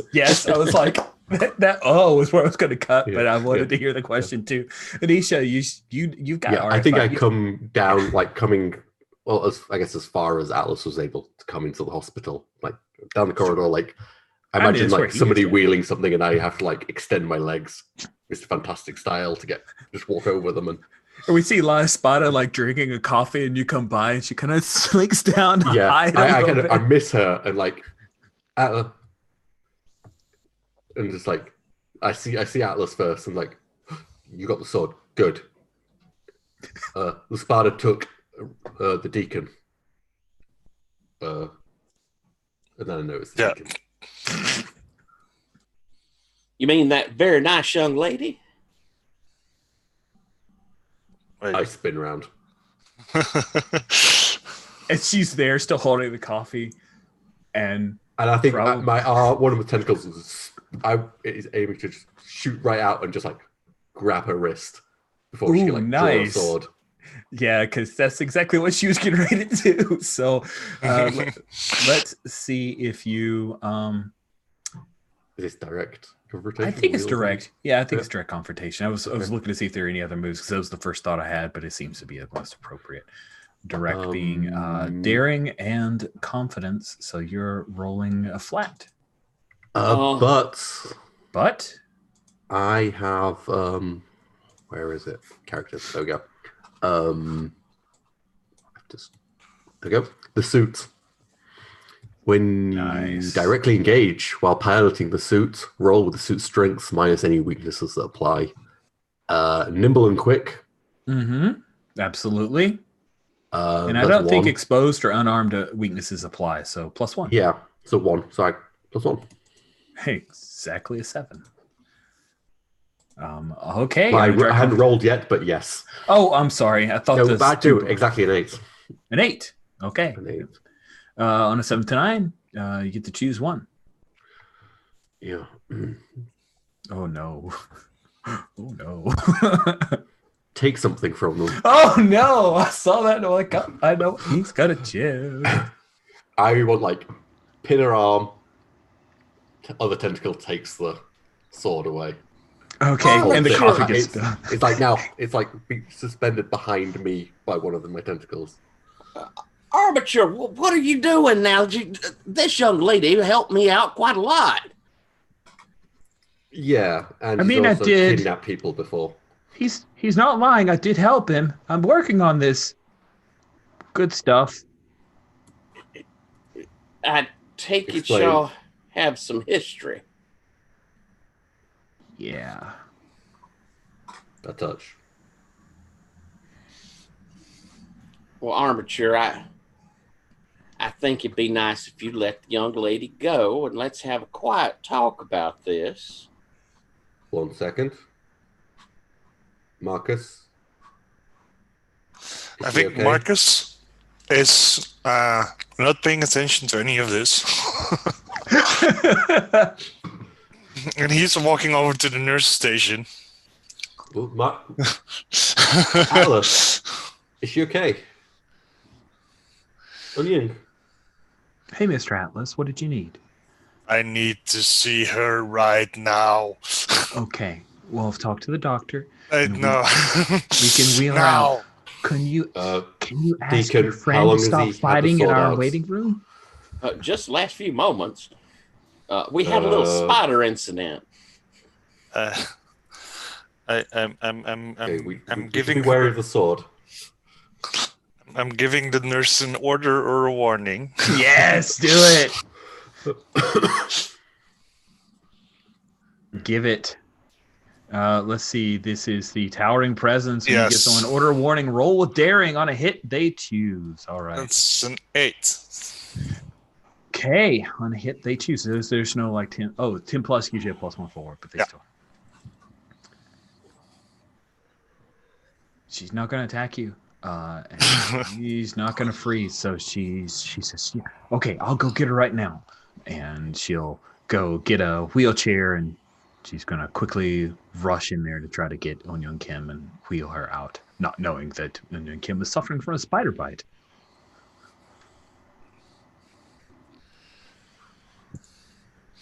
Last bus, like, I think we're both going to get arrested here. Maybe you just chill? Okay, a lot of things are happening right now. I wouldn't mind an explanation. This very nice young lady got caught up in the thing that was chasing me, and she helped me escape, brought me right here to Atlas. Was she getting chased, or were you getting chased? Well, I was getting chased, and she just sort of got in the way. Or? Well, that was pretty much it. She was just coming out of the laboratory. She seemed pretty She shocked. might be getting chased, and you might have gotten in the way. No, I'm pretty sure it was after me. You should trust your friend, Armature. I know you've got a thing with trust. He's pretty smart. I know the qualities of my friends. You don't need to. I'm asking everyone else for information first. Okay. Could you? I know this isn't exactly on topic, but that sword seems a little bit worrisome. Yes. I find that when inanimate things talk to people, there's usually some sort of ulterior motive. We've had ups and downs with that. Yeah. I tend not to be quite that comfortable when that's... Atlas! I think he just threatened that nurse. What? I just like put suddenly find the not giant sword placed in your hand, Deacon, as I pass you towards Atlas. Don't give her the sword. All right. Atlas, you might be scaring people. She's been bitten. And your knowledge of xenobiology? Suck out the venom. I don't know. They probably have more experience with it, but we'll tell them. We'll give them the information so they can work with all the facts. Nurse For comes all the out facts? wheeling Onyo and Kim. I immediately start checking her for spiders. Awesome. You see no spider bites, and she's like, it was right here. It was right here. I don't feel anything though, and her skin's smooth, as smooth as Onyo and Kim's skin normally is. You see no appearance of a bite. I mean, maybe I just thought. Pretty sure I killed a spider though. Oh, you probably did. Where is... Atlas, What? we've got expert on demons. We've got the most advanced hospital for superheroes. She's okay. And we've got the tools for any problems that might have happened. Can we put Fragarak away? Like I turn towards the nearest doctor or nurse. I'm still wielding the sword. I'm like, do you have anything against demon spiders? They're all like, against demon spiders? Can you please put the sword away, Mr. Atlas? You see, there's a couple of security guards. They're slowly coming this way, like slowly because they don't want to explode the situation. They're observing, trying to figure out what's going on. I feel like I'm either lasers. trying to persuade Atlas or I'm trying to kind of comfort him. I'm not sure which. Let's see. I think comfort or support sounds fun. Let's engage that move. Okay. We'll go to downtime moves. Roll with humanity, and it's not. Oh, that's nothing aligned. So this is +1, a 7. Well, that's I'm not just a rolling downtime 7s. move. Right. Is it office support? It's office support now. There we go. Sorry. Yeah, offer support. Okay. On a hit, they hear you. Wait, do you still get pluses from touchstones? That's a great question. It wasn't clear in the text. Seems like you should, but let's just hold it as is, and we'll make that as a question for follow. You can spend your touchstone to get a +1. Ah, there you go. All right. Okay, cool. Oh, but that wouldn't knock me into any. No. But if we both did, then maybe.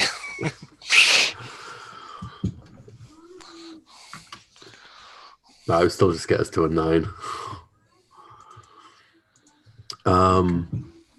So you get to choose one. Mark XP. Make So it's them one of Marcus your who chooses. touchstones, or you can shift one of your tracks.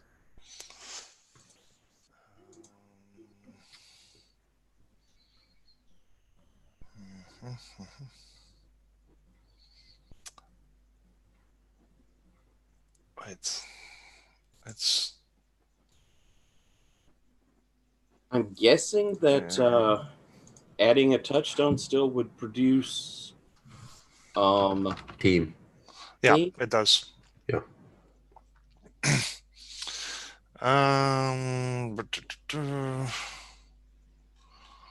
Just looking up to move. Wait, it's in downtime, of course.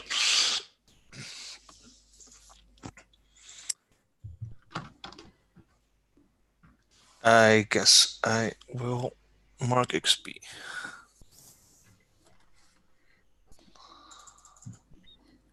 and start to calm down. Nice. Like,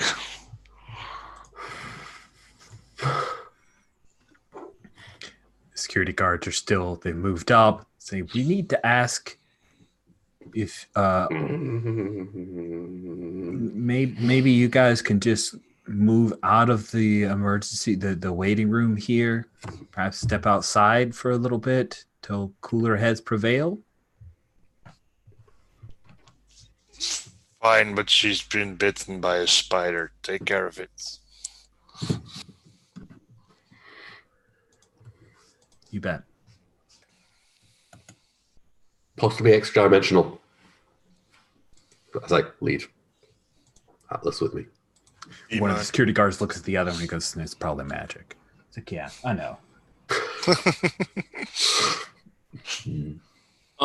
If I don't know, can I look real quick to see if I see any demonic influence on her? I mean, this is kind of your expertise. It is something I do. What would that be, you think? Would that be a field or appears? I think maybe you're communing with the underworld in a way to understand if there's... Okay. Does that feel right to you, or is that not how you saw that move? Yeah. Is it talking about the darker knowledge? Yeah. Alrighty. Cool. Then yes. So roll with power, but nothing else. Boom. That gives me a 9. All right. And with a 7 to 9, you get to pick one.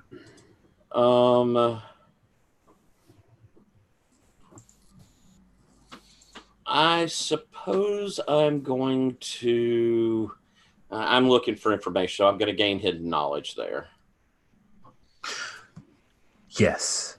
You see that a little bit of demonic influence has been implanted into Unyung Kim, and that it waits like a seed to grow.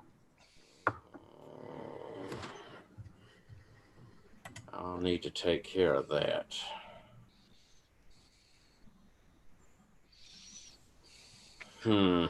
Armature, you get a text. It's from Takeshi.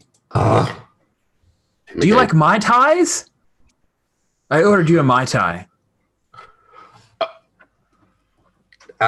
That's not the best time, but I got a internet stalker, and all this stuff is probably his. Wait, do you have a date? Unyung Kim asks. No. Cool. It's a date. Well, anyway, can we go and beat up my date? And Atlas will turn around to Unyong and go like, are you sure you're okay? I promise I'm fine. And she looks to you, Reverend Hazard. I'm fine, right, Rev? Just tell him everything's okay. Muted. I wouldn't mind taking a look at you here in just a little bit, but I think Atlas, I think she's fine. I don't think that there's anything here that isn't going to heal up just fine. I'll say you look great for having encountered a dragon at close quarters. Yeah, Atlas starts pouting again. Dragon? I will be your chaperone then, Armature, on your date.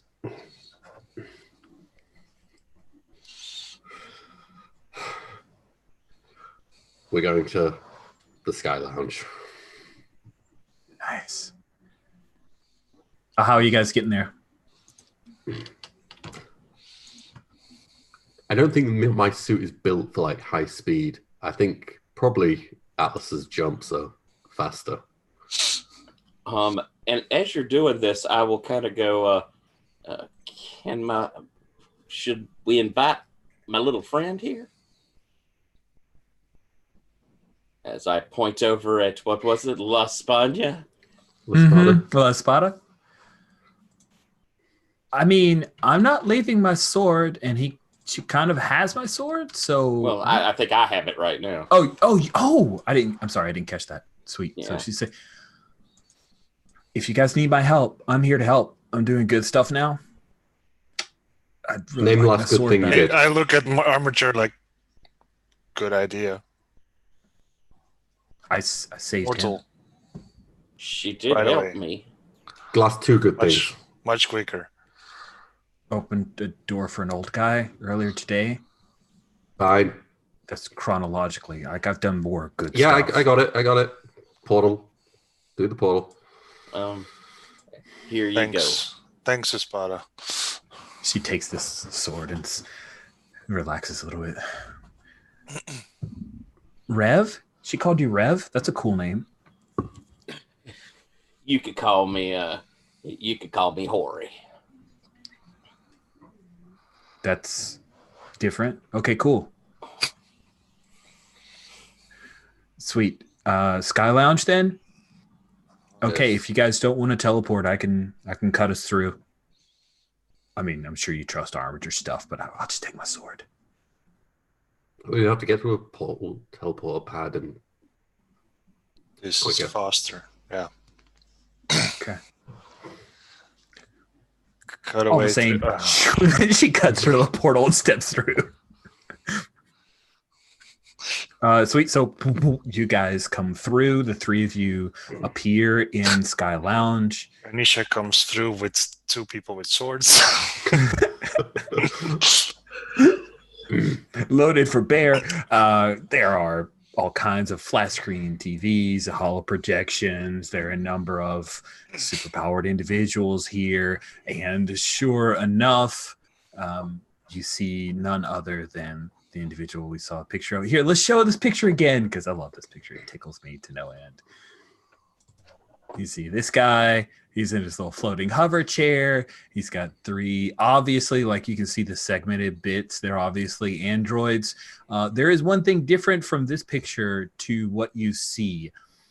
This girl, who appears to be like she's modeled as if she's Japanese, she is her hands are glowing slightly green. This redheaded girl is, how tall is Atlas? 7'6", I think. Yeah, 7'6". Yeah, she's 7'6" tall. And the blonde, she's just standing near Takeshi, and he says, "You brought friends." Wow. Yeah, Demon Deacon, Atlas, La Espada. Great. And you brought sex bots. These are my angels. Remember? I told you I was going to make angels. Doesn't I'm kind of make it sound better. Did they call you Charlie? I mean, like, kind of. Sort of. Isn't it? It's kind of cool. Did you program them to call you Charlie? He looks at them. Nope. This is Aki, Ako, and Aya. Ako is the redhead who is 7.5 feet tall. And Aki is the girl with the glowing green hands. Aya didn't get any luck. She's just a regular android.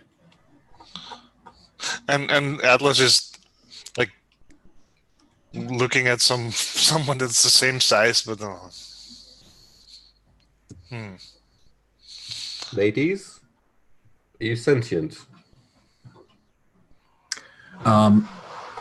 That's when Aya, the blonde, says, "Yes, we are sentient. We are as sentient as Project Diffuse. Perhaps more advanced." Project Diffuse says, I think that is inaccurate. Shots fired. True. Yeah, just because I don't make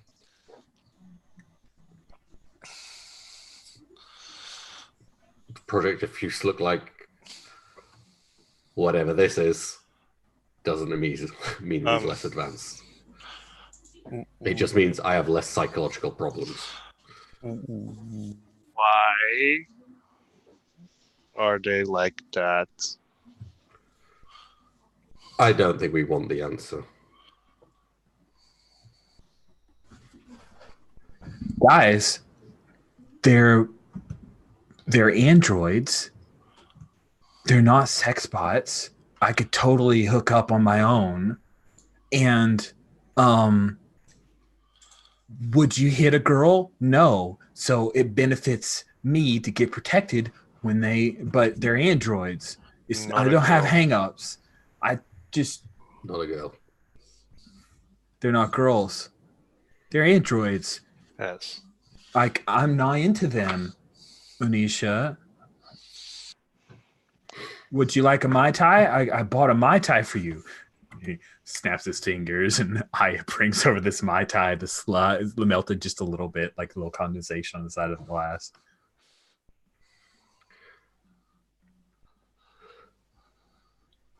She brought the glass, the drink. Yeah, I is walking over towards you, holding the Mai Tai. He goes, don't worry. They're not going to card you. Aya, are you? Yes. Do you have to do everything he says? Would you allow me to access your programming? I do not have to do everything he says, but I would rather you not access my programming.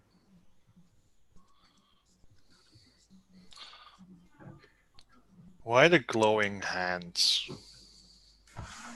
Aki, the Japanese linguist, goes, it's my upgrade.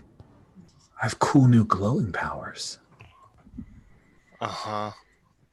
Takeshi says, yeah, check it out. My androids are as good as your team. You don't even need them now. You could just hang out with us. Manisha, did you want the Mai Tai, by the way? I just put it to the side. Akio,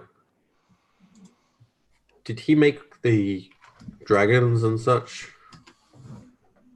Yes, he used it as a power research program to allow us for upgrades.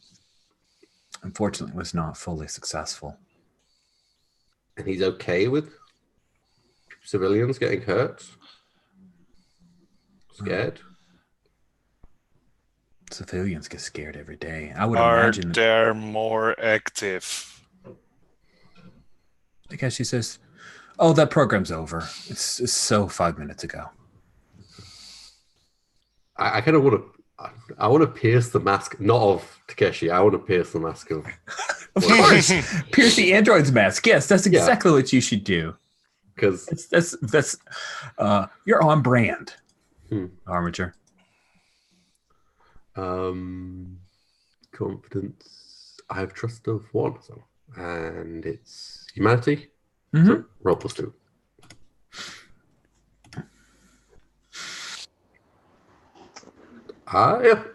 Yeah. Wow. I got a 10. Yes, you did. You could ask 3 questions. How could I make you a touchstone of mine? What do you want me to do? And how could I get your character to, I don't want to say turn on Takeshi, but yeah, basically. Which sides? Okay. We'll take the last one. The angel androids are intelligent and capable of independent thought, but they would never do anything that would harm their beloved Takeshi or even make him upset. So the answer to the third one is you'd have to reprogram her, which would be extensive. She is very well made. Takeshi's skills with these androids, he's gone over and above. Now, let's see. What does she want you to do?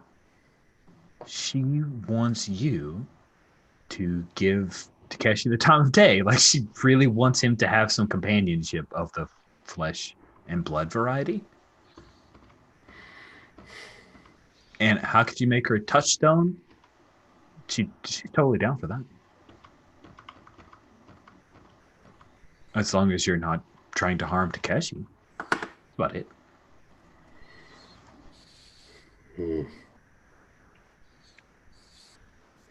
Guys, I kind of like turn back to the group. It's like, look,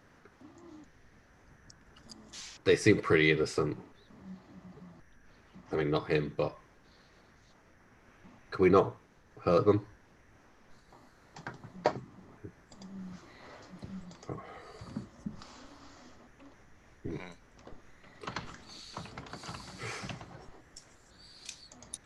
Fine. What about the twerp? Yeah, I think they're gonna like throw themselves in front of him if we try and do anything. But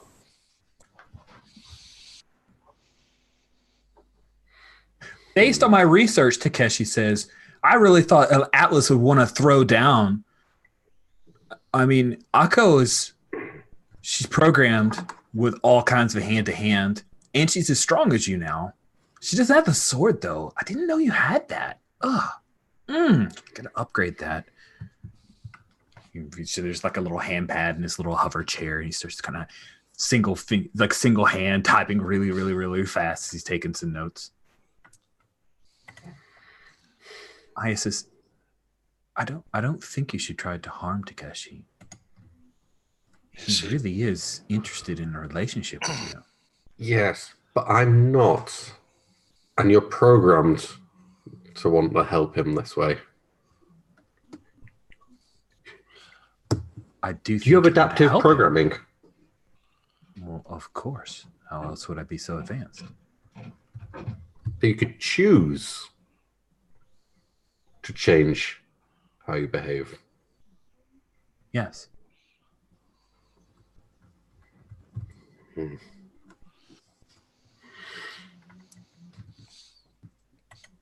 Is he in that chair for a reason? And I think that's when Akko, the redhead, will step over and she crosses her arms and says, "'Cause it looks cool." So cool. And she looks back. He's like,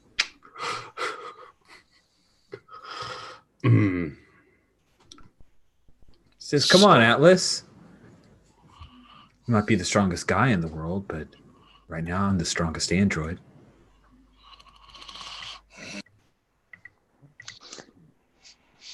I really want to take him out of that chair now.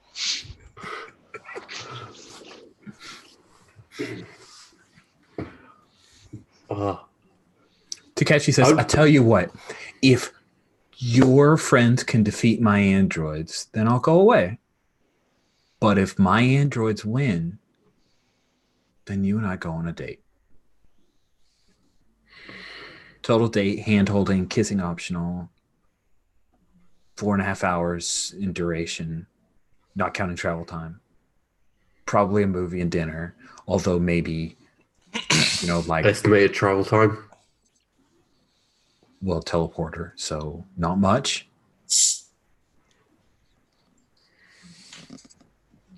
Communication needed? Well, I'm fluent in 26 languages. No, I mean, do I have to talk to you? Yes.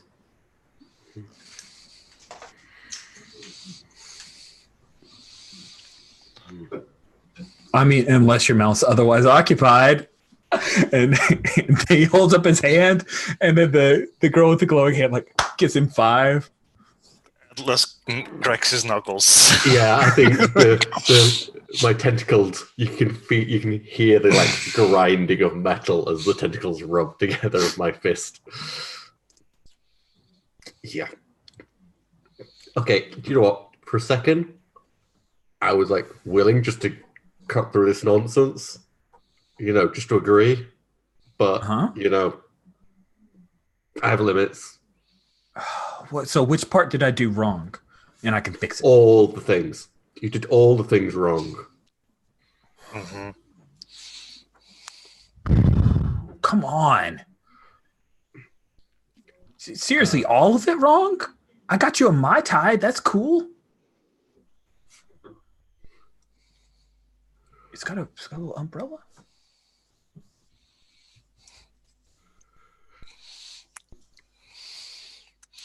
I think Atlas picks up the Mai Tai between two fingers and just tosses it in his mouth. Can I roll the more in the tank? When someone backs you into a corner, tell the MC your plan and roll with genius. Yes. That sounds amazing. What's your plan? I had his location from quite early on where he would be. I had Project Diffuse come to the bar and initiate wireless hacking as subtly as possible. Okay. We'll see if that is a thing of the androids to start basically plant a virus that would let them be a bit more free with their choices, to be able to be convinced. You want to install a virus that will bring dire straits to their environment? Yes. Yes. I got a 12. Wow. I can choose one of the following on a 10 plus. Okay, so it's shift one of your tracks by one, recover a team, shift one of the tracks of anyone present by one. This includes the villain's determination. Nice. On any result, you can brag about how you saw this coming. If you do, choose one. But enemy gets a fresh opportunity. I know. It's the best. Is it just...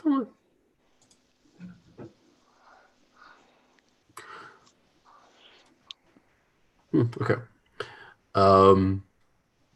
I would like to shift the determination down on the villains. Okay. The villain. Maybe when he realizes that there is a virus worm in the system and is currently, I don't know what would be the is it emancipating the How is this revealed? Is this a thing that you gloat about? I don't think I would like Project Diffuse to reveal himself and then output. Nice. Is it installed?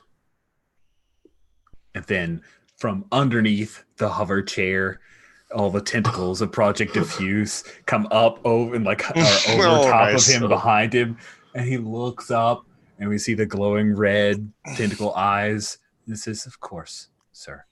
Oh, of course, ma'am. Sorry, it did mess up. Rich did. I'm so glad he's stopped calling me mum. Yeah, what was that about more advanced? Okay. Right. So No date. No fighting. And you go home. And soon your sex bots get to choose if they're sex bots. With an informed opinion. Taking into account your personality. Creep.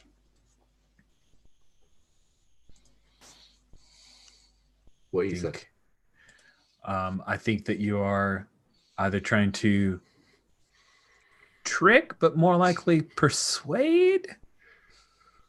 I'll give you a +1 from what you've just unveiled with your big stuff in the tank there. Okay. This is Persuade is doubt aligned, isn't it? Doubt. You mean No, trust? sorry, I keep Persuade doubt. Sorry, trust. So I got +1 on that. So it's in humanity, isn't it? Does anyone want to help?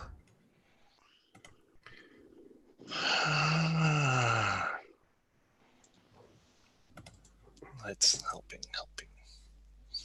Is that a roll before I roll? I always forget. That's a great question. I love help rolls that are after the fact, but I want to make sure that we're doing the right thing here. I think it's in teamwork, which has changed a bit. So, but let's see. Helping out. Roll with team. So when you help someone out, describe how you're doing it and roll with team. On a 10 plus, they get +2. On a 7 to 9, they get +1.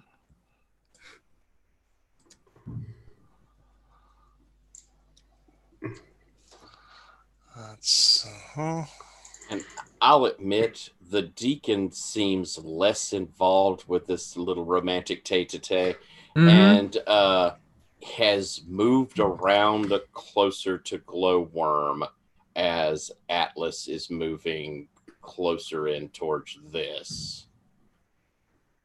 Spada? No, Glowworm. I have a problem I have to neutralize that I have caused. Oh, yeah.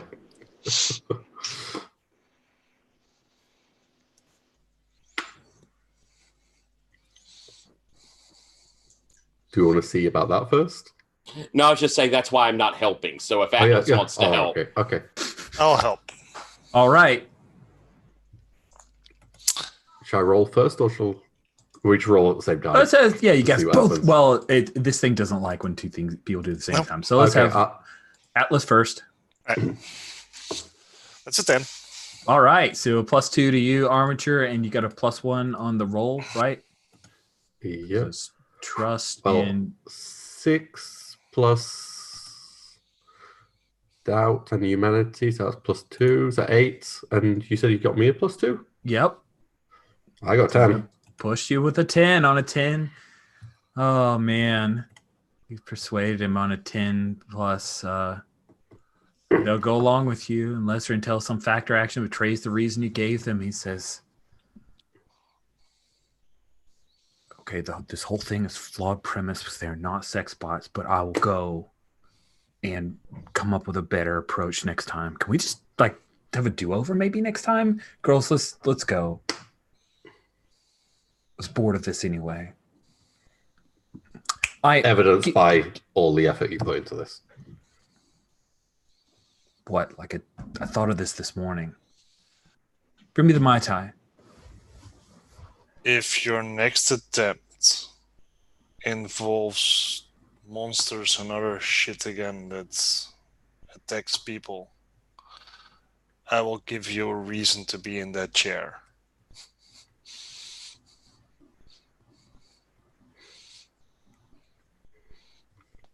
That was pretty effective. Yep. I mean, there's some ableism in there, but still kind of scary. And I would Tell me, there's a growl, don't tell me about chairs. nice, dude. He's like, oh, I've done the research. Nice. Ooh, let's go. There's a lot of thing goes, and he zips around Project Diffuse, and the eyes turn, and the girls walk after him, and he's going to go to a teleporter pad and get out of here if you allow him. Yeah.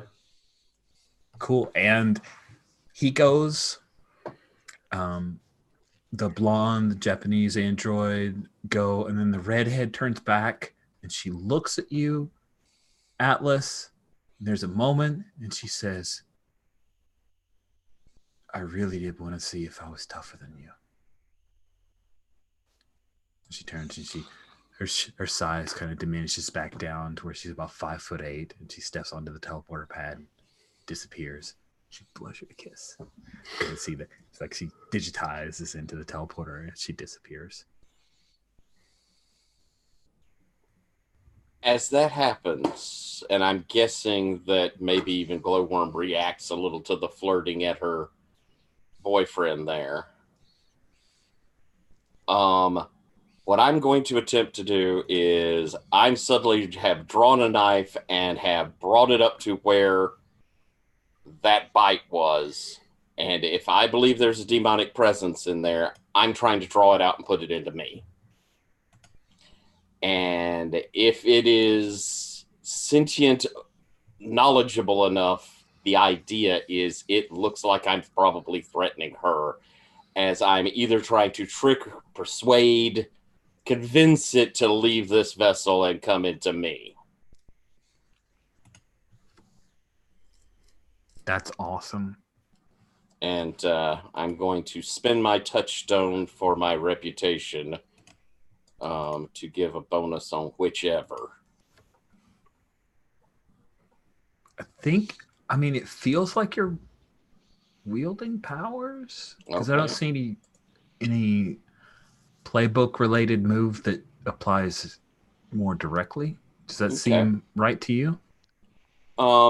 Yeah, I mean, I was looking through them. I could see of tricking it into thinking that I was going to kill her to make it jump. Cool. Let's do the trick. Because I kind of like the idea of you having to trick a demon way more than just I have powers.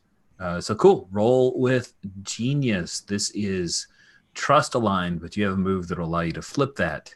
And I'm spending my touchstone with my reputation, since this probably looks terrible to my friends. Yeah. So I'll drop that.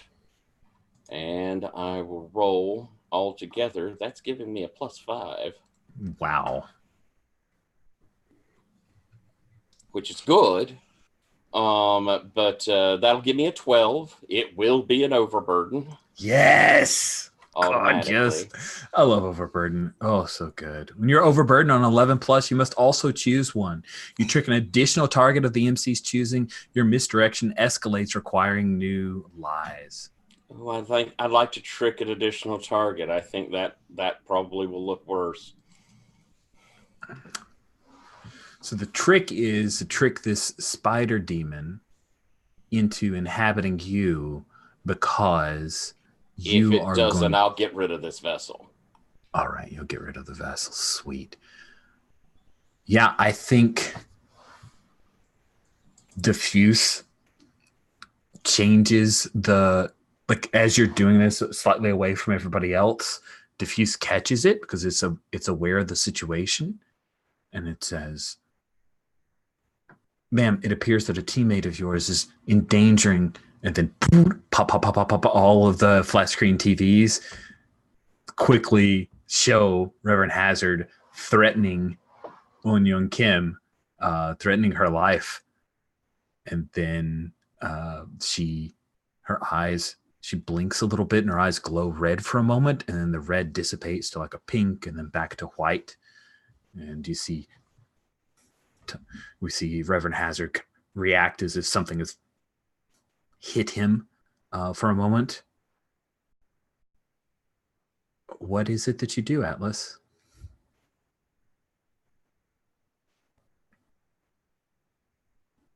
Oh, you're talking to me. I think I'm right over there right away. Nice. You know what you've done. You know what it looks like. And Atlas is coming for you, Demon Deacon. What do you do? I felt the presence move into me. Right? I felt that. Rich? Yes. Okay. You were successful. Congratulations. Okay. I will quickly, pull the knife back, and it had to be done like this, son. They only listen to one thing.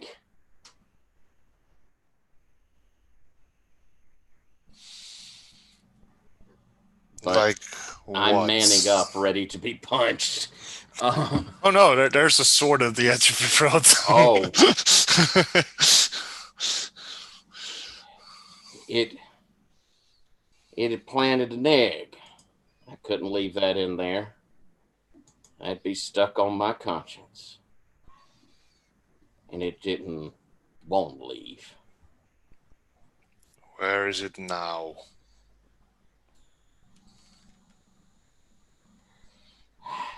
I got it taken care of.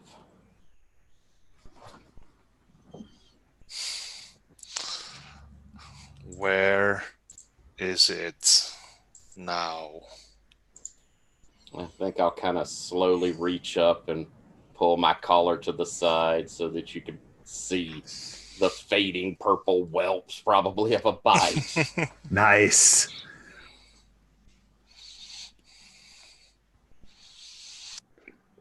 And then that's like, I think at that point, sort of the rage in Atlas's eyes subsides, but there's confusion and like,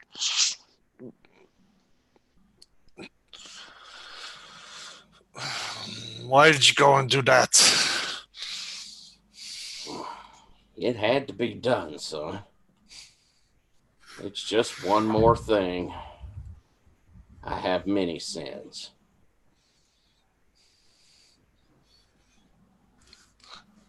Fragarak, can we get it out? My eyes will widen at that. There's a pause, and Fragrak says, "No."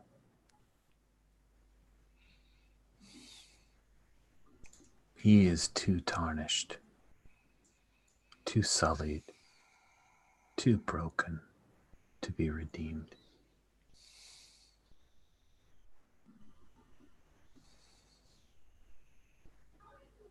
Damn. He is damned.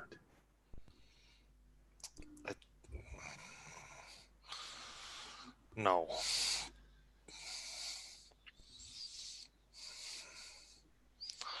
Now what, Reverend? She'll be fine. That's all. Other than that, I wouldn't worry too much. And Alex was right, but I still think they got me to a 10. And I automatically get an overburden from my move to use that.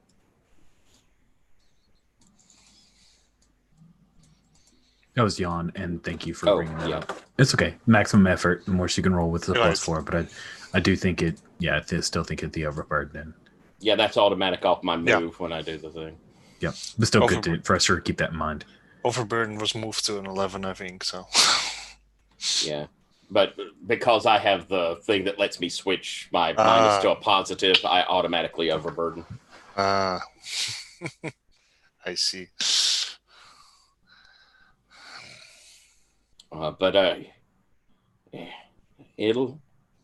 This too shall pass, son. Important thing is she's fine now. You should probably put away that sword.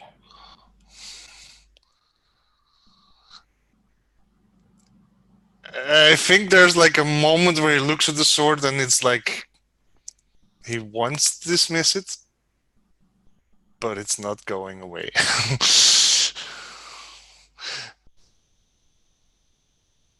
And he still says, like, what else do you have in there?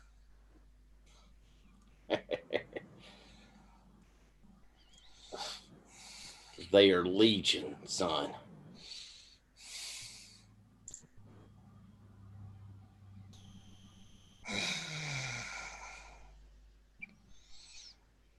We need to get those out too.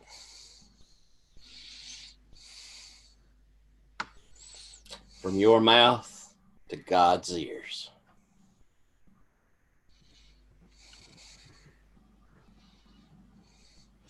I think that's when he finally manages to dismiss his sword.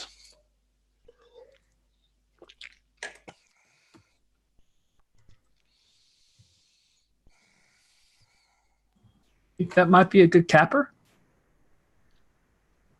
Cool. With touchstones, we have some new end of session questions to answer. So let me jump over to that. Think it's on the basic moves. No. Teamwork. Oh, crap. Sorry. I'm still trying to find it. Where's touchstones? Downtime moves? Downtime. Okay, thank you. I think. End of session. Yep. Cool. So it looks like we have two different sets of end of session now. We have an end of session which is team related and one that is touchstone related. The team related one shifts tracks, and the end of session for touchstones allows you to gain experience points. So at the end of the session, take a moment to reflect on how the events of the game went and what big changes happened or seem to be on their way. Choose a teammate and ask one of them these questions. How did my actions this session affect the community? How did I affect the team this session? How did I affect you this session? After they have answered, they shift one of your tracks by one. Alex, you go first. What do you choose for Onisha?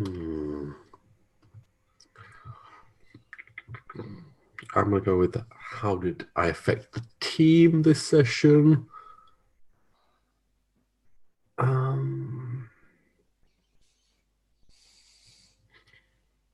Tyler.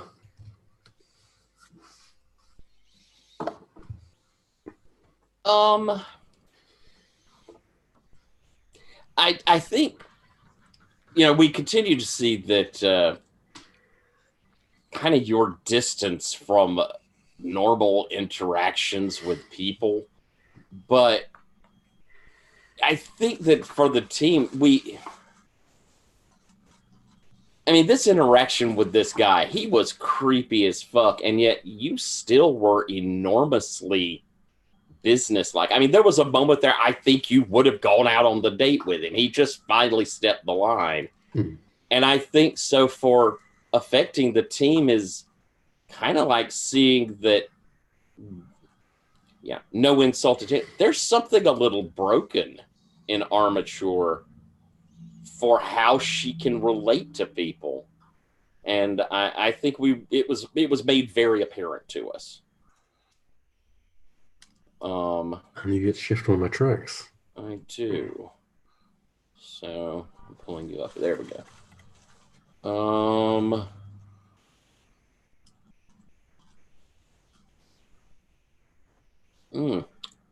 I think I'm going to. I think with all that, I think I'm gonna push your trust up one. In that we kind of, again, you were willing 2 or pushing it up to 2.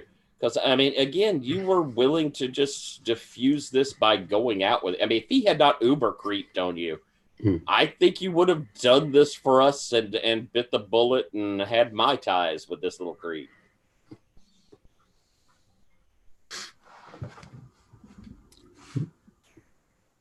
Awesome. So then we'll jump to Atlas. Jan? I will also pick the Reverence. And I will ask, how did my actions this session affect the community? Ooh, the community. I think Atlas in general has been seen as kind of a golden boy by a lot of the community, and I think I think this sort of thing probably gets around. Here we are at Superhero Hospital, and you were really frightening to the staff. You were a little out of control. I think this is the sort of thing that will reverberate. This is the sort of. He held a sword to his teammate in a public bar. Right. Superhero community bar, but still. Right. Public. This probably is a bit of a black mark in people's memories of what Atlas could be. Absolutely, I think so. And so I think I'm going to shift your trust down. Awesome. Ooh. Man, rough. For some reason, my headcanon Atlas has this like a little bit of a stubble in this, like it's weird. Underneath his beard. No, like you have to have the full beard. This is a year ago, and this is when the beard starts. This is when the beard starts. It's the beginning of the beard. Maybe the mustache is a little more full. Yeah. All right, awesome. Tyler, for Reverend Hazard, whom do you choose and what question do you ask? I think Atlas, how did I affect you?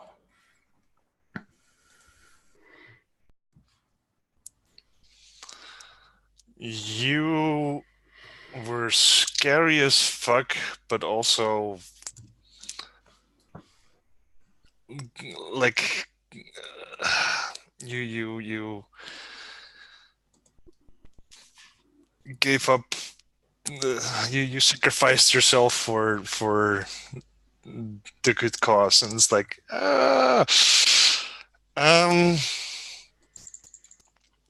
like there's both more and less trust.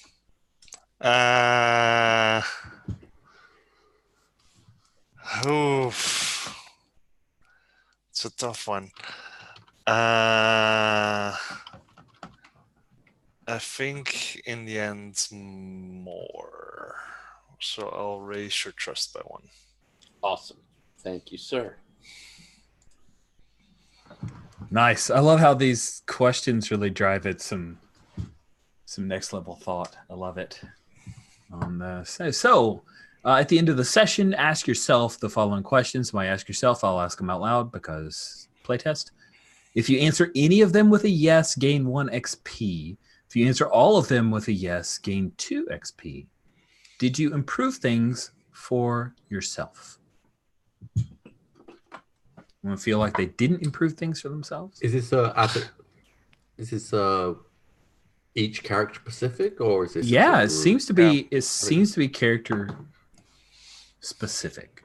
Yeah. So let's go one by one, I guess. Yeah. Atlas. We're gonna pick Atlas, did you improve things for yourself? No, I didn't. Did you improve things for your touchstones? Yes. Through a dragon. I mean, one of my new touchstones is now Fragarok, so yes. And did you improve things for the city? Yes. Okay. Yeah, you fought monsters in the city. I buy it. Armature, did you improve things for yourself? My honest answer to all of those is I don't know. Maybe the improved things for the city. I would say yes. I felt like I convinced that guy to go and just stop that threat. Okay. But cool. So that'd be 1 XP for you. I mean, I got touched. One of my touchstones, Diffuse, got to prove that he is the better AI. Of course. I mean, we all knew that. Yeah. And Reverend Hazard, Tyler, did you improve things for yourself? I'd say no. Did you improve things for your touchstones? I think so. I think I. You have Atlas as a touchstone? Yeah, I have Atlas as a touchstone. I tried to do several things to do that. I don't think I helped the city any. Yeah, I don't think you helped the city because you just ran away from a bad guy. Yeah. Okay, cool. So 1 XP for you.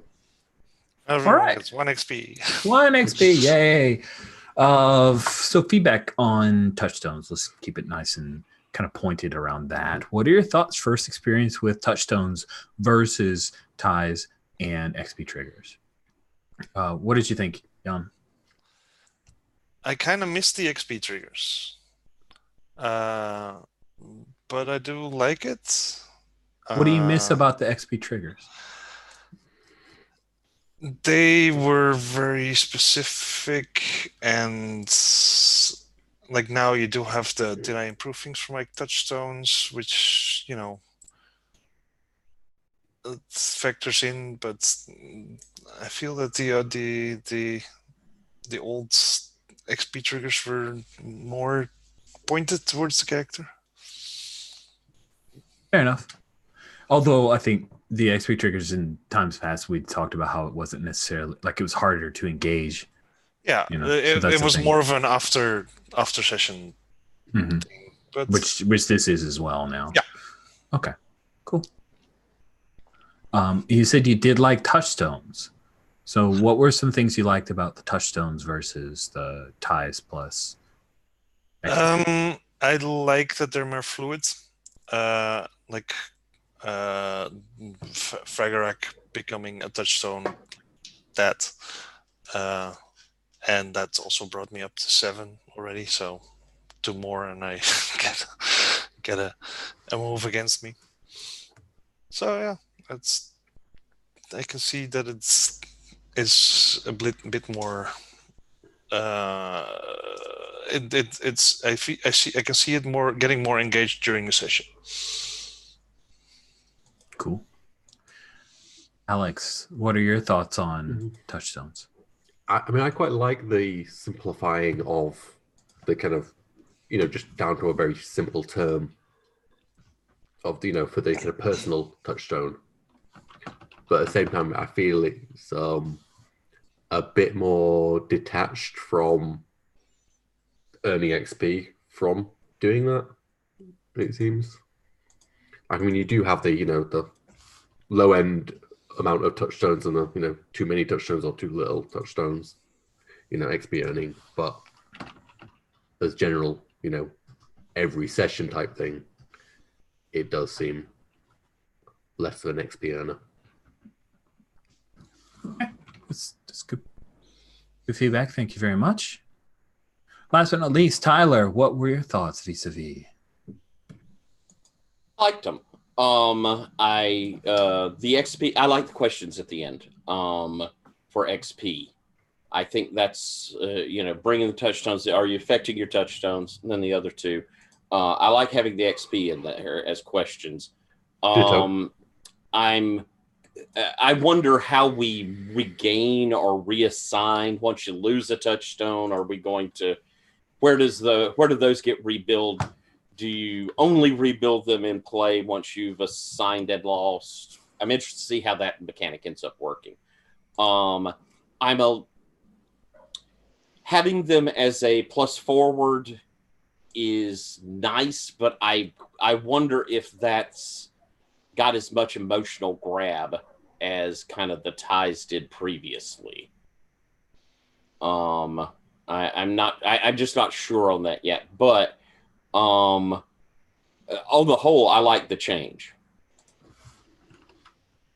And I had been one who kind of said that I thought at least kind of how the XP triggers were in the past, they were really up and down on when they would get triggered. That's why I do think that having them as XP questions, they are much more player facing for how you can drive story to get it. They were extremely evocative for character development, but in a lot of cases kind of difficult for XP gain. Yeah.